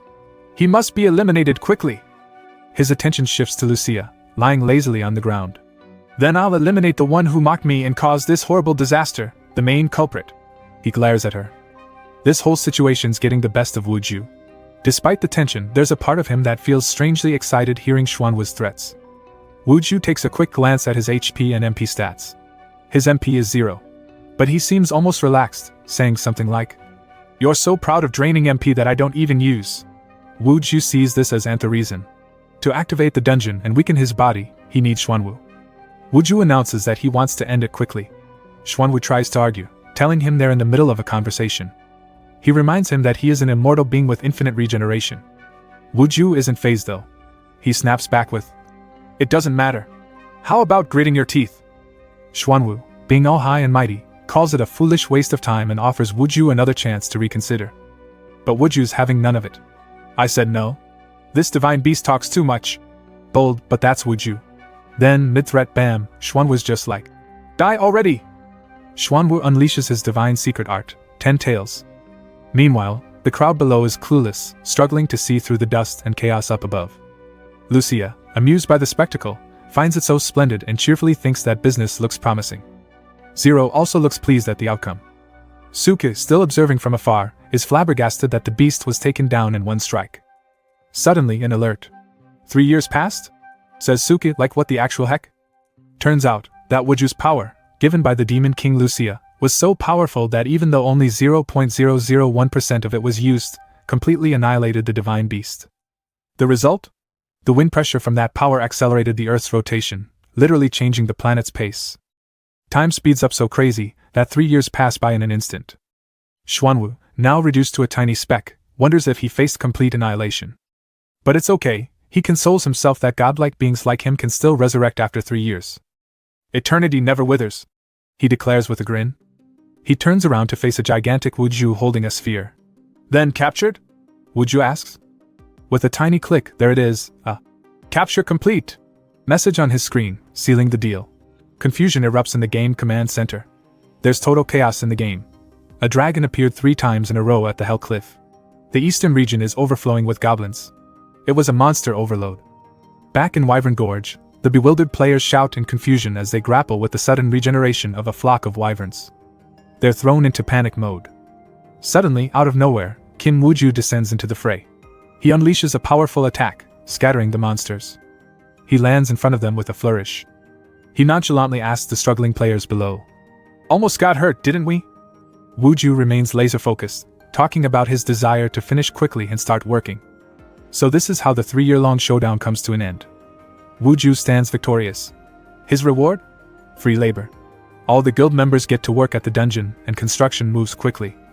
Finally, the dungeon is completed. The rules are up. And the neon signage switches on. The 3 of them look at the dungeon with pride. Lucia is proud of their achievement. "Hey, Kim Wuju!" calls out Jihai, catching his attention. They're not too pleased with how things turn out. "No matter how I lost the showdown, how can you exploit me like this?" She yells and demands for another face-off. The rest of the party members beg her to quit it. "That jerk erased the wyverns without a trace," the red-haired dude mutters. He also mentions that he wiped out that summoned creature. "He's definitely hiding his power. We aren't a match for him." He concedes, deciding it's time to bail. "If you want to do more, do it alone, we're leaving now," they declare, turning their backs. Jihai calls out to them to stay for a moment, but ultimately decides to follow them. But not without threatening Wuju that she'll see him at school. "Yeah, please promote this place for me," Wuju replies, as casual as ever, as they wave goodbye. "That's not what I meant," screams Jihai. "I'll get my revenge." Suddenly, a figure blocks their way. "That'll be difficult," a digital voice intones ominously. "This data is so unsettling that we have to take it back," the figure intones as it plucks something from Jihai's head. It does the same for the rest, asking for understanding with a chilling calmness. The hooded figure bids them a pleasant gaming life, before making their move, vanishing with data chips in hand, erasing memories from the last login. The players awaken in the real world, disoriented, and find themselves abruptly logged out without any memories of the past day's events. The mysterious logout sign flickers as each of the players vanish. The figure approaches and calls out Wuju with his user ID Tinto the Universe, and asks him what he was thinking, doing something like this. "Are you planning to threaten the peace of this game?" The figure questions, face still hidden. It seems like you summoned the Demon King and the dungeon from another dimension. The figure accuses Wuju. Wuju begins to panic. He thinks it's a customer and asks if he should make a reservation for the dungeon. But the figure wasn't having any of it because causing chaos in the world is a serious crime. The figure introduces herself as an agent of order and one of the management of the Another World game. Management? Wuju echoes. Someone from management came, even thought the dungeon isn't open yet? Oh no! Wuju thinks to himself. He's worried that they're here to ask for taxes and rights to his dungeon. Sensing the tension, Zero moves in to neutralize the threat. The figure warns him to stay right where he is. If you move, your heart will be pierced, and you will die. The figure's voice cold and threatening. The agent instructs him to quietly return to where he came from. Wuju's mind races. How did this agent know who Zero was? Does she know something? Lucia, using her demonic eye, confirms the figure's words. I can see it clearly with this demonic eye. The threat isn't just nonsensical, it's gravely real. She warns Zero to be still, as a spear is aimed at his heart. Zero reacts with a shocked wow as he stares at the deadly strike. The agent asks Lucia if she can now see the Grim Reaper looming over them. If you are the great demon king Lucia with the demonic eye, you can see it. Lucia's not impressed. Death is a common presence, hell, after all. Lucia tells the figure that they were such a crybaby then, but quite impressive now. The agent, incredulous, questions this label with confusion. In a flashback, a young girl cries over her favorite character's death in a manga. Suke? Wuju calls out in disbelief. He remembers a memory of a young Suke running away and threatening to go rogue when her favorite character died. Lucia decides to rub it in. Back then you were an unreasonable child. But you've grown up well. She smiles. Suke only mutters while Wuju still can't believe it's her. But wait. The cloaked figure denies knowing that name. Says they're part of the management. Wuju calls her out, recounting that her mom and her had been there since the beginning of the game. Wuju's sharp though. He notices a pixel art emblem on her mask and instantly connects the dots. He points out that it's her favorite character, and that emblem was a birthday gift he gave her. Oops, looks like she's busted. Wuju tells her to quit playing games and help him fill up his dungeon with mobs. He'll give her some discount coupons in return. Suka wasn't having it. Instead, she asserts her authority, and tells him to eliminate all external elements from the game. But Wuju's facing issues. Daily quests are piling up, rents due, and his curse won't let him complete any tasks. Wuju's got a plan though. He's betting everything on this one shot. Zero and Lucia are amazed at Wuju's greed. Lucia, especially, is giddy at the awakening of a great demon king. Suki remembers that the horrifying skin was customized when Wuju was full of anger at his dad's work. She declares that her power of foresight shows a grim future and resolves to eliminate all beings from outside the game. Wuju warns that she cannot beat him. His power is beyond the scope of the game. They argue back and forth about this. Suki insists his power does not matter, but Wuju insists that it does. It finally devolves into a shouting match. I know what your ability is, that's why I'm saying it. Wuju finally declares while powering up. Flames literally form around him as he asserts his point. Once he catches her, it's game over. Suki insists that it's impossible because she already has control over Zero. Wuju says he doesn't need Zero, and starts going through his item inventory, searching for something. Suki asks him what the heck he was doing. Looking at the items that will drop when he dies? She tells him if it's bribe, to forget it. She's not budging. Found it! Wuju finally says, and shows an item to a surprised Suki. It's a fox item that matches her face skin and shoulder mount. This item would complete her fox emblem set. Suki struggles to remain composed as she tells Wuju to hand it over. But Wuju tells her to come closer instead. Wuju's dead serious though. Still playful. Lucia remarks, knowing fully what the plan was. This emblem scenario takes a turn. Wuju threatens to drop it, if she wasn't interested. Since it's older than 3 years, it's gonna disappear once it hits the floor. It's cheap, Suki says. So what if it's cheap? Wuju replies. Has the future changed? Suki tries to argue. But Wuju drops the item and Suki reacts by diving for it. Suki's giddy with happiness. This one and only item was her favorite character. I caught it! She shouts. But wait a minute. Wuju's now standing over her with a sinister smile. Wuju quickly yanks her up. What's wrong? He asks Suki menacingly. Did she not see a future of her getting caught if she went after the emblem? Suki's eyes look on in terror as Wuju shows her what would happen next. With one step, Suki is brought out into the universe. It's scary. She can't log out or reach other admins in her comms. And staring right in front of her was a supermassive black hole? Suka's mask falls off. She's fallen to the ground and screaming. A system notification pops out. The system announces Wuju's new title. It's one who made the admin kneel. Suka. A gentle voice calls out. Wuju tells her that her imagination's too much. That's why she gets overly emotional with her favorite character. Wuju gently requests that she leave them alone to do their thing for a while. Suki is stunned. The game is so vast that anything can happen. He asks if Suki can turn a blind eye on them for a bit. Then Wuju hints at invoking another hero into the game. Blood Demon Supreme from the Martial Arts Chronicles web novel is the next target. Suki trembles. Their heart races. She knows this character from another one of Kimida's work. Can Wuju really bring him into this game? You seem interested. Wuju remarks. Wait, can you summon anyone regardless of genre? Suka exclaims in shock. Yep, Wuju confirms and points to Zero and Lucia. Seems Wuju's team hasn't caused significant issues yet. Curious, Suka asks if he can summon her favorite character too. Wuju affirms its feasibility. The characters are usually pulled out right at the point where they die in the novel. Suka's face lights up in pure joy at the possibility of meeting her favorite character. Now I understand, she cries. Wuju jokes with her sweetly that she's always been like that since when they were kids.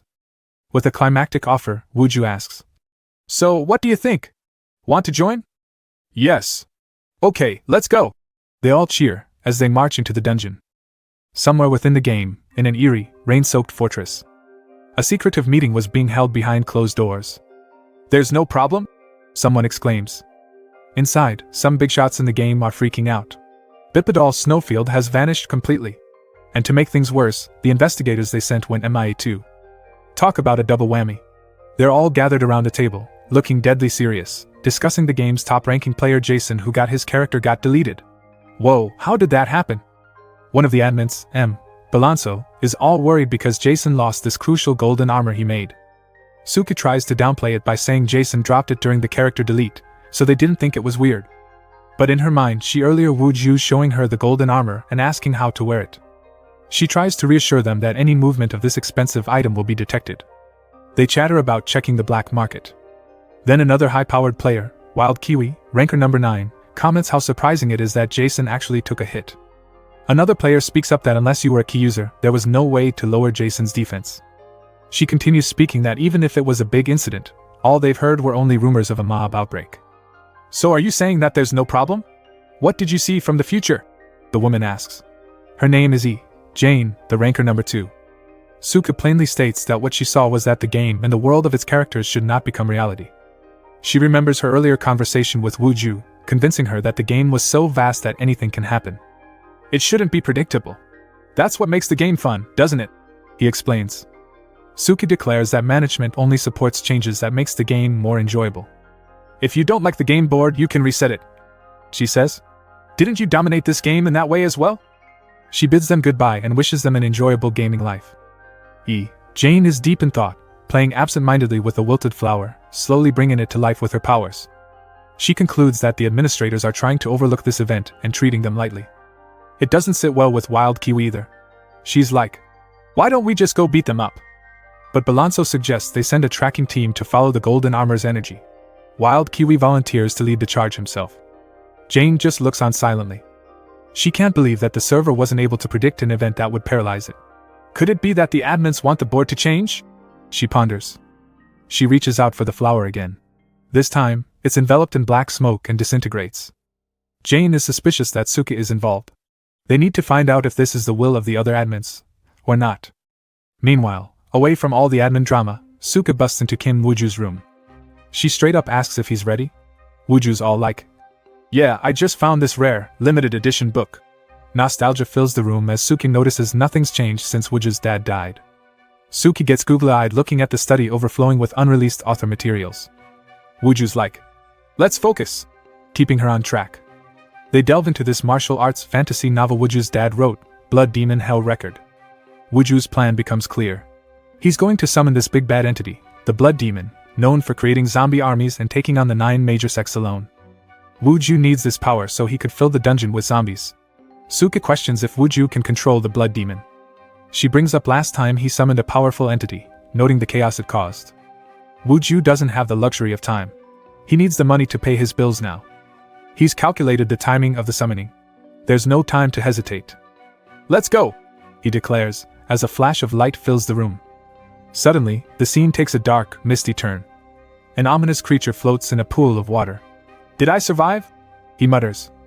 The blood demon recalls the sneak attack by United Martial Artists. There's this vivid flashback of him falling off a cliff. He's mad as heck, swearing revenge. He's pretty messed up though, bleeding internally and barely holding on. Suddenly, a small voice calls out. A kind servant boy from a nearby inn shows up, wanting to help. The demon's like, well, this is convenient. He reaches out a gnarly hand to grab the kid, and apologizes as he takes over the kid's body. He needs a vessel in order to be reborn. The blood demon activates the rebirth spell. He's only just going to borrow this body for a moment. A bright light pierces the rainy darkness, and the blood demon opens his eyes. Did I succeed in rebirth? He questions. He's really been summoned. Wuju and Suki are watching closely. Both look amazed and a bit terrified. Wuju explains that he picked Volume 1, which involves the blood demon borrowing a servant boy's body so he could be reborn. Suka questions if this is really the blood demon. The young boy, with wide eyes, is startled. Huh? How do you know my name? He accuses them of being assassins from the martial world. Suka mocks the boy, calling him pathetic, but Wuju warns. Watch your mouth, the real blood demon is still inside him. The boy, shaking with rage, counters. You didn't think I wouldn't hear it, did you? And threatens to turn them into corpses. He activates his power. But since he's in a little boy's body, nothing really happens. Suki, charmed by the boy's appearance, exclaims, He's so cute! While holding the transformed servant boy. The demon suddenly remembers. I forgot that I borrowed the servant boy's body temporarily. Wuju instructs the boy to control his energy first, otherwise, his blood vessels might burst. The small demon retorts, How dare a brat lecture me? But acknowledges the truth in Wuju's words. As the blood demon tries to regain control of his powers, he realizes the servant boy has faint inner power. First, he says, focusing. I'll take care of the one who mocked me first, he declares, while slicing a finger of power at Suki. Did you just hit me with those tiny hands? Suka laughs at the adorable attempt. The boy tries attacking again but gets outmaneuvered at every turn. Suka is even more charmed at his stubbornness cuteness overload. He's shocked that Suka reads his moves so accurately. Wuju then steps in, questioning the boy's power management. Then he tosses him a seed. The boy struggles to comprehend the situation as another seed attack forces him to dodge. What's this small seed? The boy wonders, struggling to grasp it. Are there still powers hidden in the martial world that I don't know of? He thinks, trying to understand. Kim Wuju praises the boy. Next, he tells him to infuse his inner power into the next seed. He looks calm in the game, but in reality he's panicking. He needs to end this battle now. The blood demon resists. Suddenly Wuju calls him a lackey. The boy's eyes widen at this word. Wuju scolds him, asking who saved the blood demon in the midst of rebirth, and shouldn't he be taking better care of the body he borrowed? The blood demon is really confused now. Suka steps in. Are you going to whine to us again, you lackey? Suddenly, realization hits, there are only two people who call him that. If it's them, they would indeed read my moves, he admits. I thought I fought the martial world alone. The demon continues, reflecting on his isolation. A tear starts to fall. But you were watching! Overwhelmed, the servant boy apologizes profusely to his supposed masters. This foolish disciple greets my masters! He finishes, bowing deeply. Disaster, the blood demon thinks, doesn't always bring bad results, as this event has brought him back to his masters. Wuju and Suke, both original fans number 1 and 2 respectively, exchange knowing looks. Everything's going well so far. Wuju reminds him to focus on the seed. The blood demon obeys and infuses the seed with his power until it cracks. The seed explodes, releasing a wave of energy. The seed was destroyed? Suke asks in disbelief. Wuju explains that's the power of the blood demon. Suki uses her power to see the future. The blood demon martial arts start from death, Wuju explains. From the dark earth, writhing forms start sprouting and growing. It's done, Kim Wuju confirms with finality, as he secures another power move. He's satisfied that this power can revive mobs and turn them into undead. From now on, this will be business capital. He will completely sweep up the dungeon's minions. Blood martial art, 3rd form. It's insane. This technique literally makes lifeless seeds spring up and turn into little minions. Blood Demon's Jiangshi necromancy is a terrifying technique that allowed the Blood Demon to take on 1,000,000 martial artists by himself. As the Blood Demon's number 1 fan, Wuju feels excited experiencing it right in front of him. But there's a danger, and that kind of power requires a heavy responsibility to control and manage it. Wuju's friend, Suki, jokes about how she should be schooling him on this. But hey, it's not who says it first, it's about who can handle it. But the banter doesn't stop. Suka and Wooju keep bickering about this and that. And the blood demon, this little guy, just watches them. Your couple's quarrel is still the same as ever. He smiles. Today, they're at the goblin forest. They tried to summon some creatures. But they're tiny and barely packing a punch. It's too weak, no damage at all, says Wooju. The Jiangshi necromancy technique relies mainly on the strength of the body, not just the person's power. The blood demon scolds the little things for disrespecting his master. It's okay, Wooju just summoned them for transportation anyway. Wooju is getting serious, revealing why they're in this forest at all. The little beasts shuffle along, moving painfully slow. As they enter goblin territory, Wooju checks with his tiny minion if they sense anyone around, and turns out, there are two presences. Wooju explains that they are not human. They're the creatures of this world called goblins, red-ear goblins to be exact. They have devilish faces but are quite tiny, says the blood demon. A back and forth ensues, Wooju's poking fun at the demon because his possessed form's even smaller than these goblins. Try making those guys your underlings, Wooju commands. Yet, Master Blood Demon isn't keen on having these tiny creatures as followers. Wooju advises him not to be intimidated. But the Blood Demon protests. He's one of the greatest in the martial arts world. Why would he be intimidated? Wooju explains that his necromancy manipulates corpses to the extreme, but the catch is he hasn't yet controlled anything living. This has the demon questioning things. Is his master planning to train him to be an even more complete blood demon by controlling living creatures instead of corpses? He's speechless at his master's amazing foresight. Time to spring into action, there's no wasting opportunity here. Blood Demon bounces off to confront the goblins. The goblins, meanwhile, just stare forward, clueless. Blood Demon decides to give it a shot to get them to follow him without killing them. Fear is often the key. Frightened, the goblins might end up worshipping him. He remembers his past life, where less than 100 of his undead army took on the whole martial arts world. Fear will eventually lead to worship. Blood Demon lets loose his majestic aura, waiting for the goblins to fall and worship him. Confused, they hand Blood Demon one of their clubs. Why are they giving him weapons? Did they think he was one of their kind? Nearby, Wooju can't contain his laughter and lets out a snicker. Suddenly, chaos strikes. A dark ogre emerges, eyes glowing green. The Blood Demon's concerned. This ogre is emanating killing intent. The goblins scream in panic. The dark ogre smashes his club at the goblins. The poor goblins know they're in trouble, and wave Blood Demon away from danger. You guys, Blood Demon murmurs. If the martial arts world had shown even a tiny bit of compassion like these goblins, maybe a monster like him would never have been created. Blood Demon psychs up for battle, meets the dark ogre, riddled with thoughts of darkness. He shows off some Blood Demon moves like palm whip and palm grip. Things get intense real fast. The drama peaks, and with one final move, the ogre explodes. Blood Demon's anger turns to the goblins. How dare they make the mistake of thinking that he, a noble being, could be a lowly being like them? He calls them worthless and tells them to scram. The cheeky goblins appear bewildered, largely unsure what just hit them. All they know is this tiny guy just saved them from a dark ogre. They hoist Blood Demon on their shoulders like a king and carry him through the forest. Blood Demon's not sure what to do now.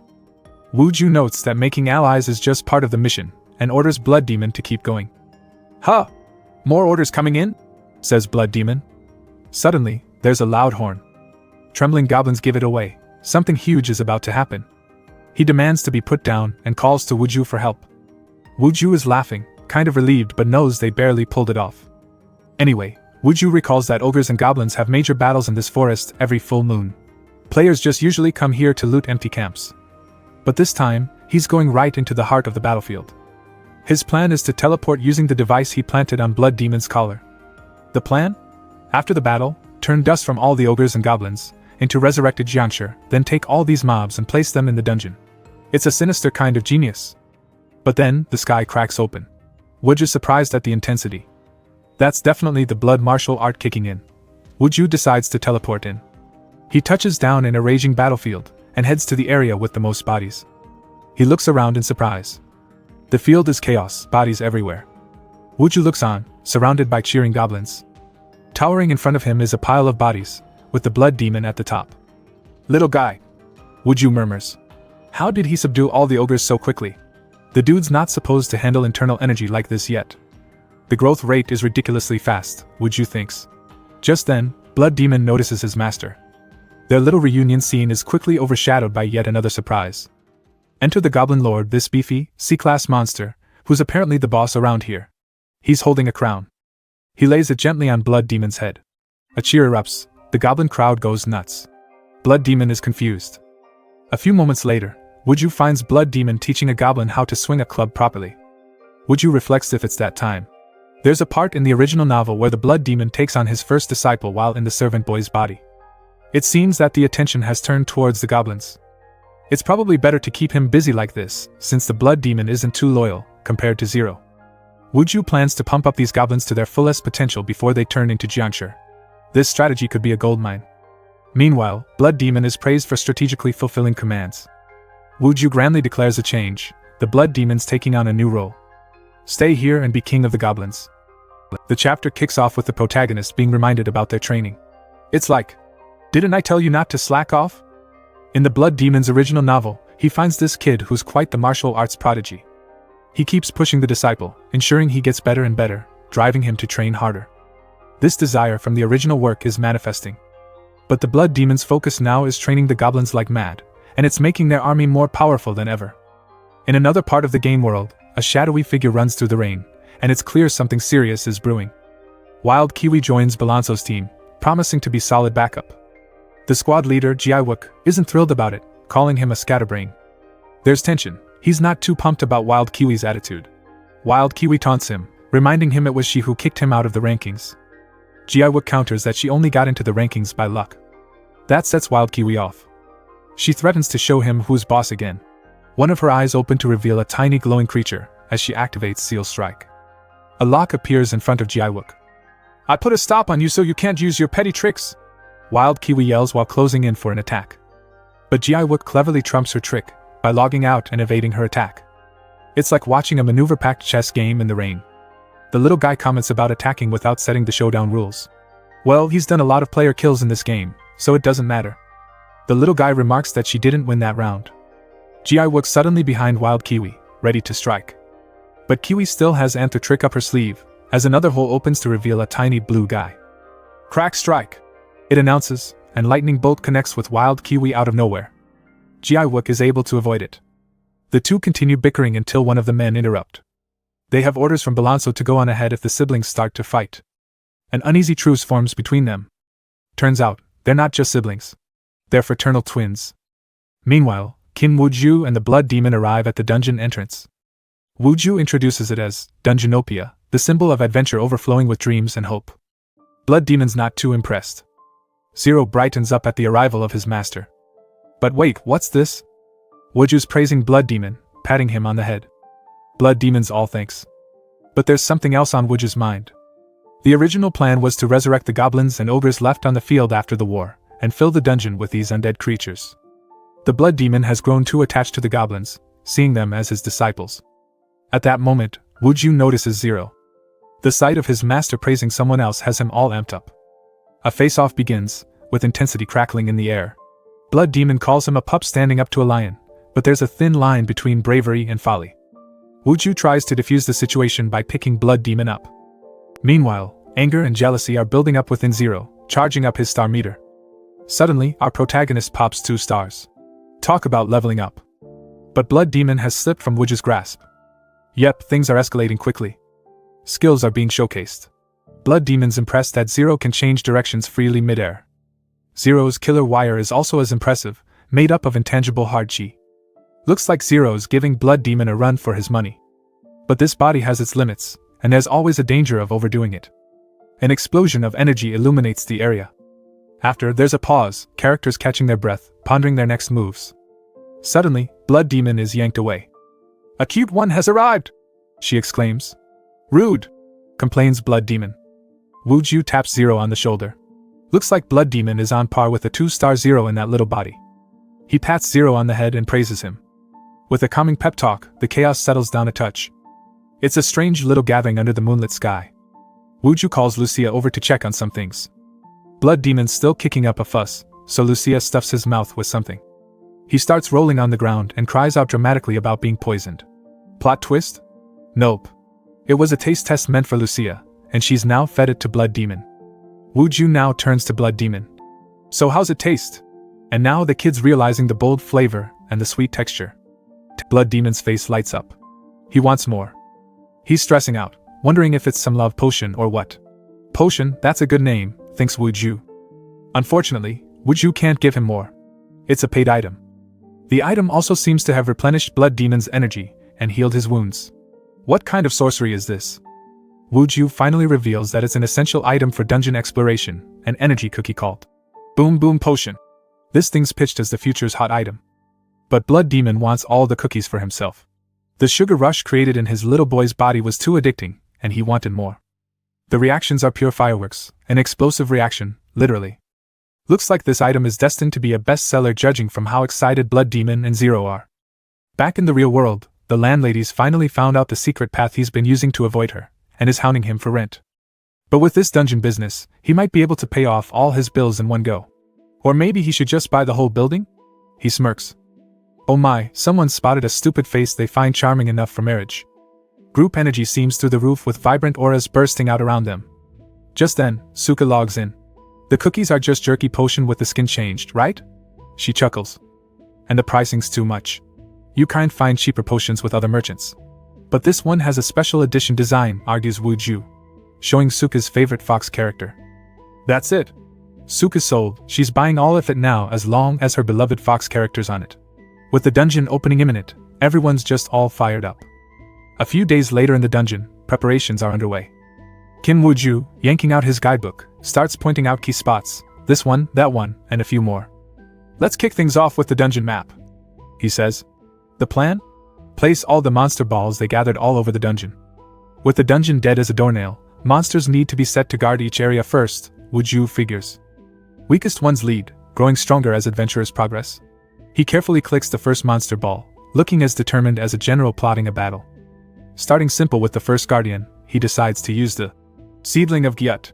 The surprise hits him, the environmental transformation. The background even alters to match the monster's habitats. That's some next-level simulation. Wu Ju's impressed, and a bit in awe. He preps for the next stage. He'll place the silver ogres that were wiped out in the Goblin Ogre War. But now, throwing in ogres feels like an odd jump from easy seedlings to hard mobs. The logical step is some low-ranking goblins, but they've gotten too strong. Blame the Blood Demon for that mess. The next stage involves wyverns. The strength scaling is confusing, it's like putting goblins as a surprise finale. Wu Ju finishes arranging the lineup in a rough draft. His planning board shows all stages neatly, which means it's final boss time. This final boss is no joke, it's the current dungeon heavyweight. Inside the game operation planning headquarters, a meeting is taking place. They're trying to sort out the recent mess. The outsourced agency guy's Griffin Eyes is still missing. Bipedal Snowfield has been restored. The 3-year bug has been fixed and compensation provided. Feedback loops around, with some wondering about the purpose of all these updates. Is it even a report? Seems like a checklist instead of analyzing the cause, says the game master Analaw. Suki, also a game master, argues that since the appearance of all these magic keys, analyzing causes has become meaningless. Meaningless? Analaw smiles chillingly. With personal grudges in the mix, Analaw claims bias toward her daughter. She's had enough. Game master Moon Yoke mutes the lady. Moon Yoke decides to leave things as is for now, to create tension among the key holders. It might lead to an emergence of so-called game changers, which they always wanted to happen. Suka's thinking. She got herself bribed again with those snacks. Wu Ju knows her too well. She's too lost in her thoughts, until her mom thunders. Prophet, any answer? Looks like mom's really mad now. Back in reality, Wu Ju takes on a different sort showdown, rent issues. His landlady's banging on the door, ranting about overdue payments. His landlady's none other than Analaw, who's really furious about the meeting and looking for someone to vent her anger on. Wu Ju's nonchalant replies throw her off. How about she forgets the rent and sets up a meeting with a real estate agent to discuss buying the building? Talk about a power move. The landlady, Analaw, is shocked. What's with this kid suddenly trying to buy her off? The landlord is left utterly puzzled, as the door gets slammed in her face. Back at the dungeon, Wu Ju reveals his aspirations openly, feeling no need to hide ambitions anymore. He gets the item shop open, picturing the profit down the road. Now, let's escape poverty and enjoy the premium life, Wu Ju declares. Lucia just loves this rotten ambition driven by wealth. Now it's time for the dungeon opening. He powers up the dungeon core, unleashing a brilliant beacon of energy. Explosive, isn't it? This marked the grand opening of dungeons in the game. A bright new chaos, maybe the start of everything. The pillar of light grabs everyone's attention. It's like a wild, magical show out there. Dungeon A's entrance sign flickers on, the dungeon hallways light up with an electric buzz. It's like a red carpet entrance, but with more mystery and danger. Dungeonopia is officially open to the public. Wuju slips on a little mustache disguise, ready to sell his wares. From today, we'll be busy, he announces to his team, excited about the chaos to come. He asks them to have a rest in the staff room for now. Lucia jumps in. Call it the Demon King's Castle, not just a staff room. With a flip of a switch, they disappear into the depths, heading to their posts. Lucia's not happy at being abandoned, and why is this castle so small? Patience, he says, it'll grow from a staff room to a proper Demon King's fortress one day. But for now, he has focus on being the best merchant. He practices his opening spiel. Welcome to Dungeonopia, filled with dreams and hope. But day one passes, without a single customer. As the dawn creeps over, reality kicks in. There's no foot traffic here. Is it because wyverns are extinct and no one's coming here for quests? Looks like his hatched plans are struggling. A sudden rush. Someone storms by, finally, a presence. There's a dungeon here? The customer asks, bewildered. Wuju, caught by surprise, stutters a nervous welcome. Welcome to Dungeonopia. You can use the shop before entering. Would you like some help? He splutters. It was Wild Kiwi. Are you a peddler? She asks suspiciously. Things get tense when an assassin crew shows up. Jiwook's got a knife pointed at him, threatening a PK. Jiwook scolds his sister for barging in before them. Wuju doesn't care. These were his first customers. While they're arguing, Wuju reaches out and flicks the assassin's knife. It's chaos, as it hits someone, and flies out into the universe. Oh dear, your items are damaged, Wuju remarks, glancing at their broken weapons. The assassins are shocked. Wuju pitches his shop's charm, offering replacements, grinning as his inner merchant shines. The assassins yell that these are all free or worthless items. But the pushy backdrop grows menacing. No matter how many items you have, eventually you'll have to buy. The shadowy thought looms. Wuju's eyes flare with confidence. Because a born merchant like me will break each one of them. No holds barred. The drama shifts with a knowing, crooked laugh from Wild Kiwi, seeming pleased. The root of all problems, it was you, wasn't it? Wild Kiwi accuses, pulling out her massive weapon. A sniper locks in his target with a skill called Sure Hit, making dodging almost pointless. Even if you try to evade, this move just doesn't let up. It's a relentless attack aimed straight for the heart. Wuju, with his fast thinking, gets reminded that arrows are limited, they're consumables. As the arrow flies straight to him, he's worried. Someone taunts Wuju, asking if he's scared of being PK'd. Enter the Balanso Hands Assassin Squad, where killing is, confusingly enough, allowed. Talk about an extreme PvP zone. He warns Wuju that he's not in a position to be relaxed. This is where things get dicey. Under stress, Wuju mutters a quick no, as he reaches out for the weapons. But here's the twist, what had Wuju really worried were the assassin's blades. He doesn't want to destroy it because he intends to sell them after the fight. He flicks a few of them, and they're all broken. Oh no, there's not much stock left. The assassins are in shock. Weapon destruction? He avoided the sure hit skill? You were the one who took the golden armor after Jason got deleted! Wild Kiwi exclaims with glee.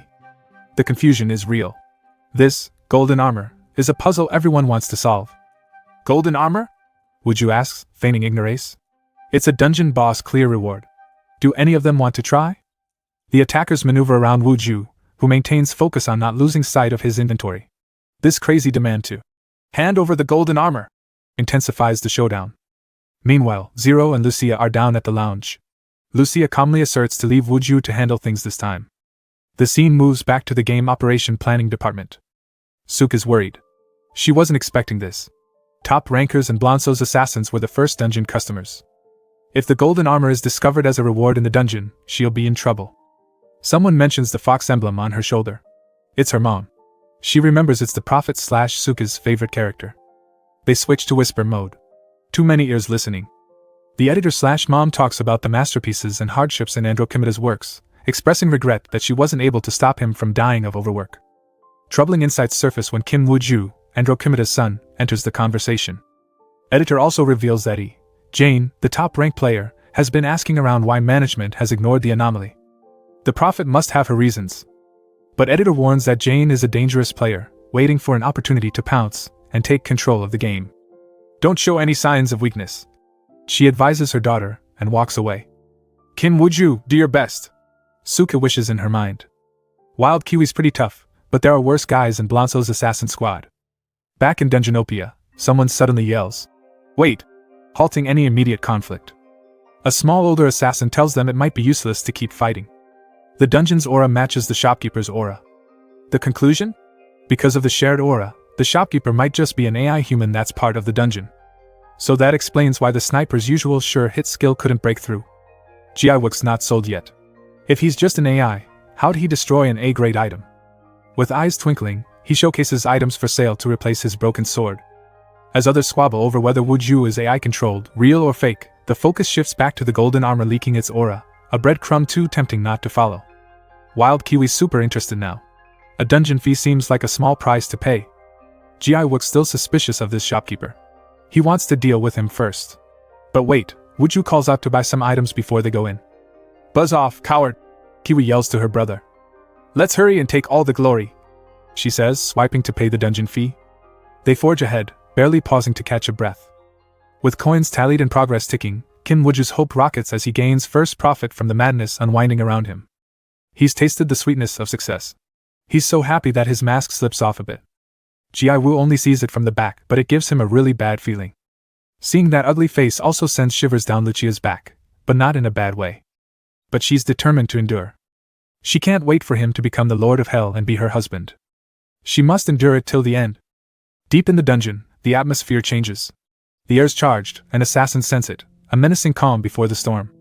They reach a door, expecting mobs along the way, but it's eerily quiet. The golden armor's presence looms large. Just beyond that door, points the old dude. Kiwi breaks the door down. The group's running ahead, and it looks like they might hit the jackpot without any interference. But hold up, what's this? Did they go through an exit door? Confusion reigns, as they find themselves in a lush green forest. It feels familiar yet strange. It looks like the Goblin Forest. But is this reality or just some fancy illusion? The sniper fires up into the air. It makes contact and reveals the ceiling of the dungeon. It's augmented reality. It looks so real because of the immense power used to create this dungeon. Suddenly, the Gyuts emerge. No data available. Nothing about their power, level, or even habitat. It's an unknown species, an undiscovered monster. Talk about going in blind. The cool hair designs and wild nature? They really can't predict this creature's power. And just like that, their numbers grow. The archer scrambles to shoot. They need a plan, fast. But Wild Kiwi's not interested, she's only focused on the golden armor. She tells the sniper to handle the small fry.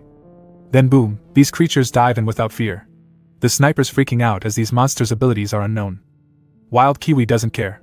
Just stall then.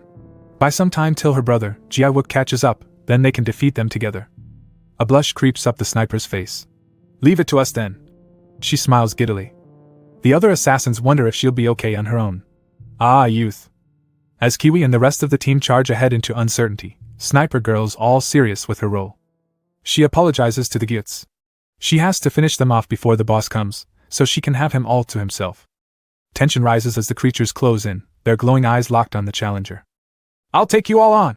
An audacious voice roars as she rushes into battle, fearless and full of spirit. Meanwhile, at the dungeon entrance, Wuju and Jiawook listen to the sounds of battle. Maybe he should invest in some soundproofing, Wuju thinks to himself. The screams might scare potential customer away. Suddenly, Jiawook drops a bag of gold coins on the table. The shopkeeper looks like he's desperate for money, so Jiawook makes a deal. He'll buy everything on the table in exchange for a showdown. The stakes are character deletion. Do you know that all merchants in the world risk their lives to do business? Wuju asks. And just like that, it's game on between Wuju and Jiawook. Your likes help Benza make more juicy content. Go on and hit that bell icon. Peace and I'm out.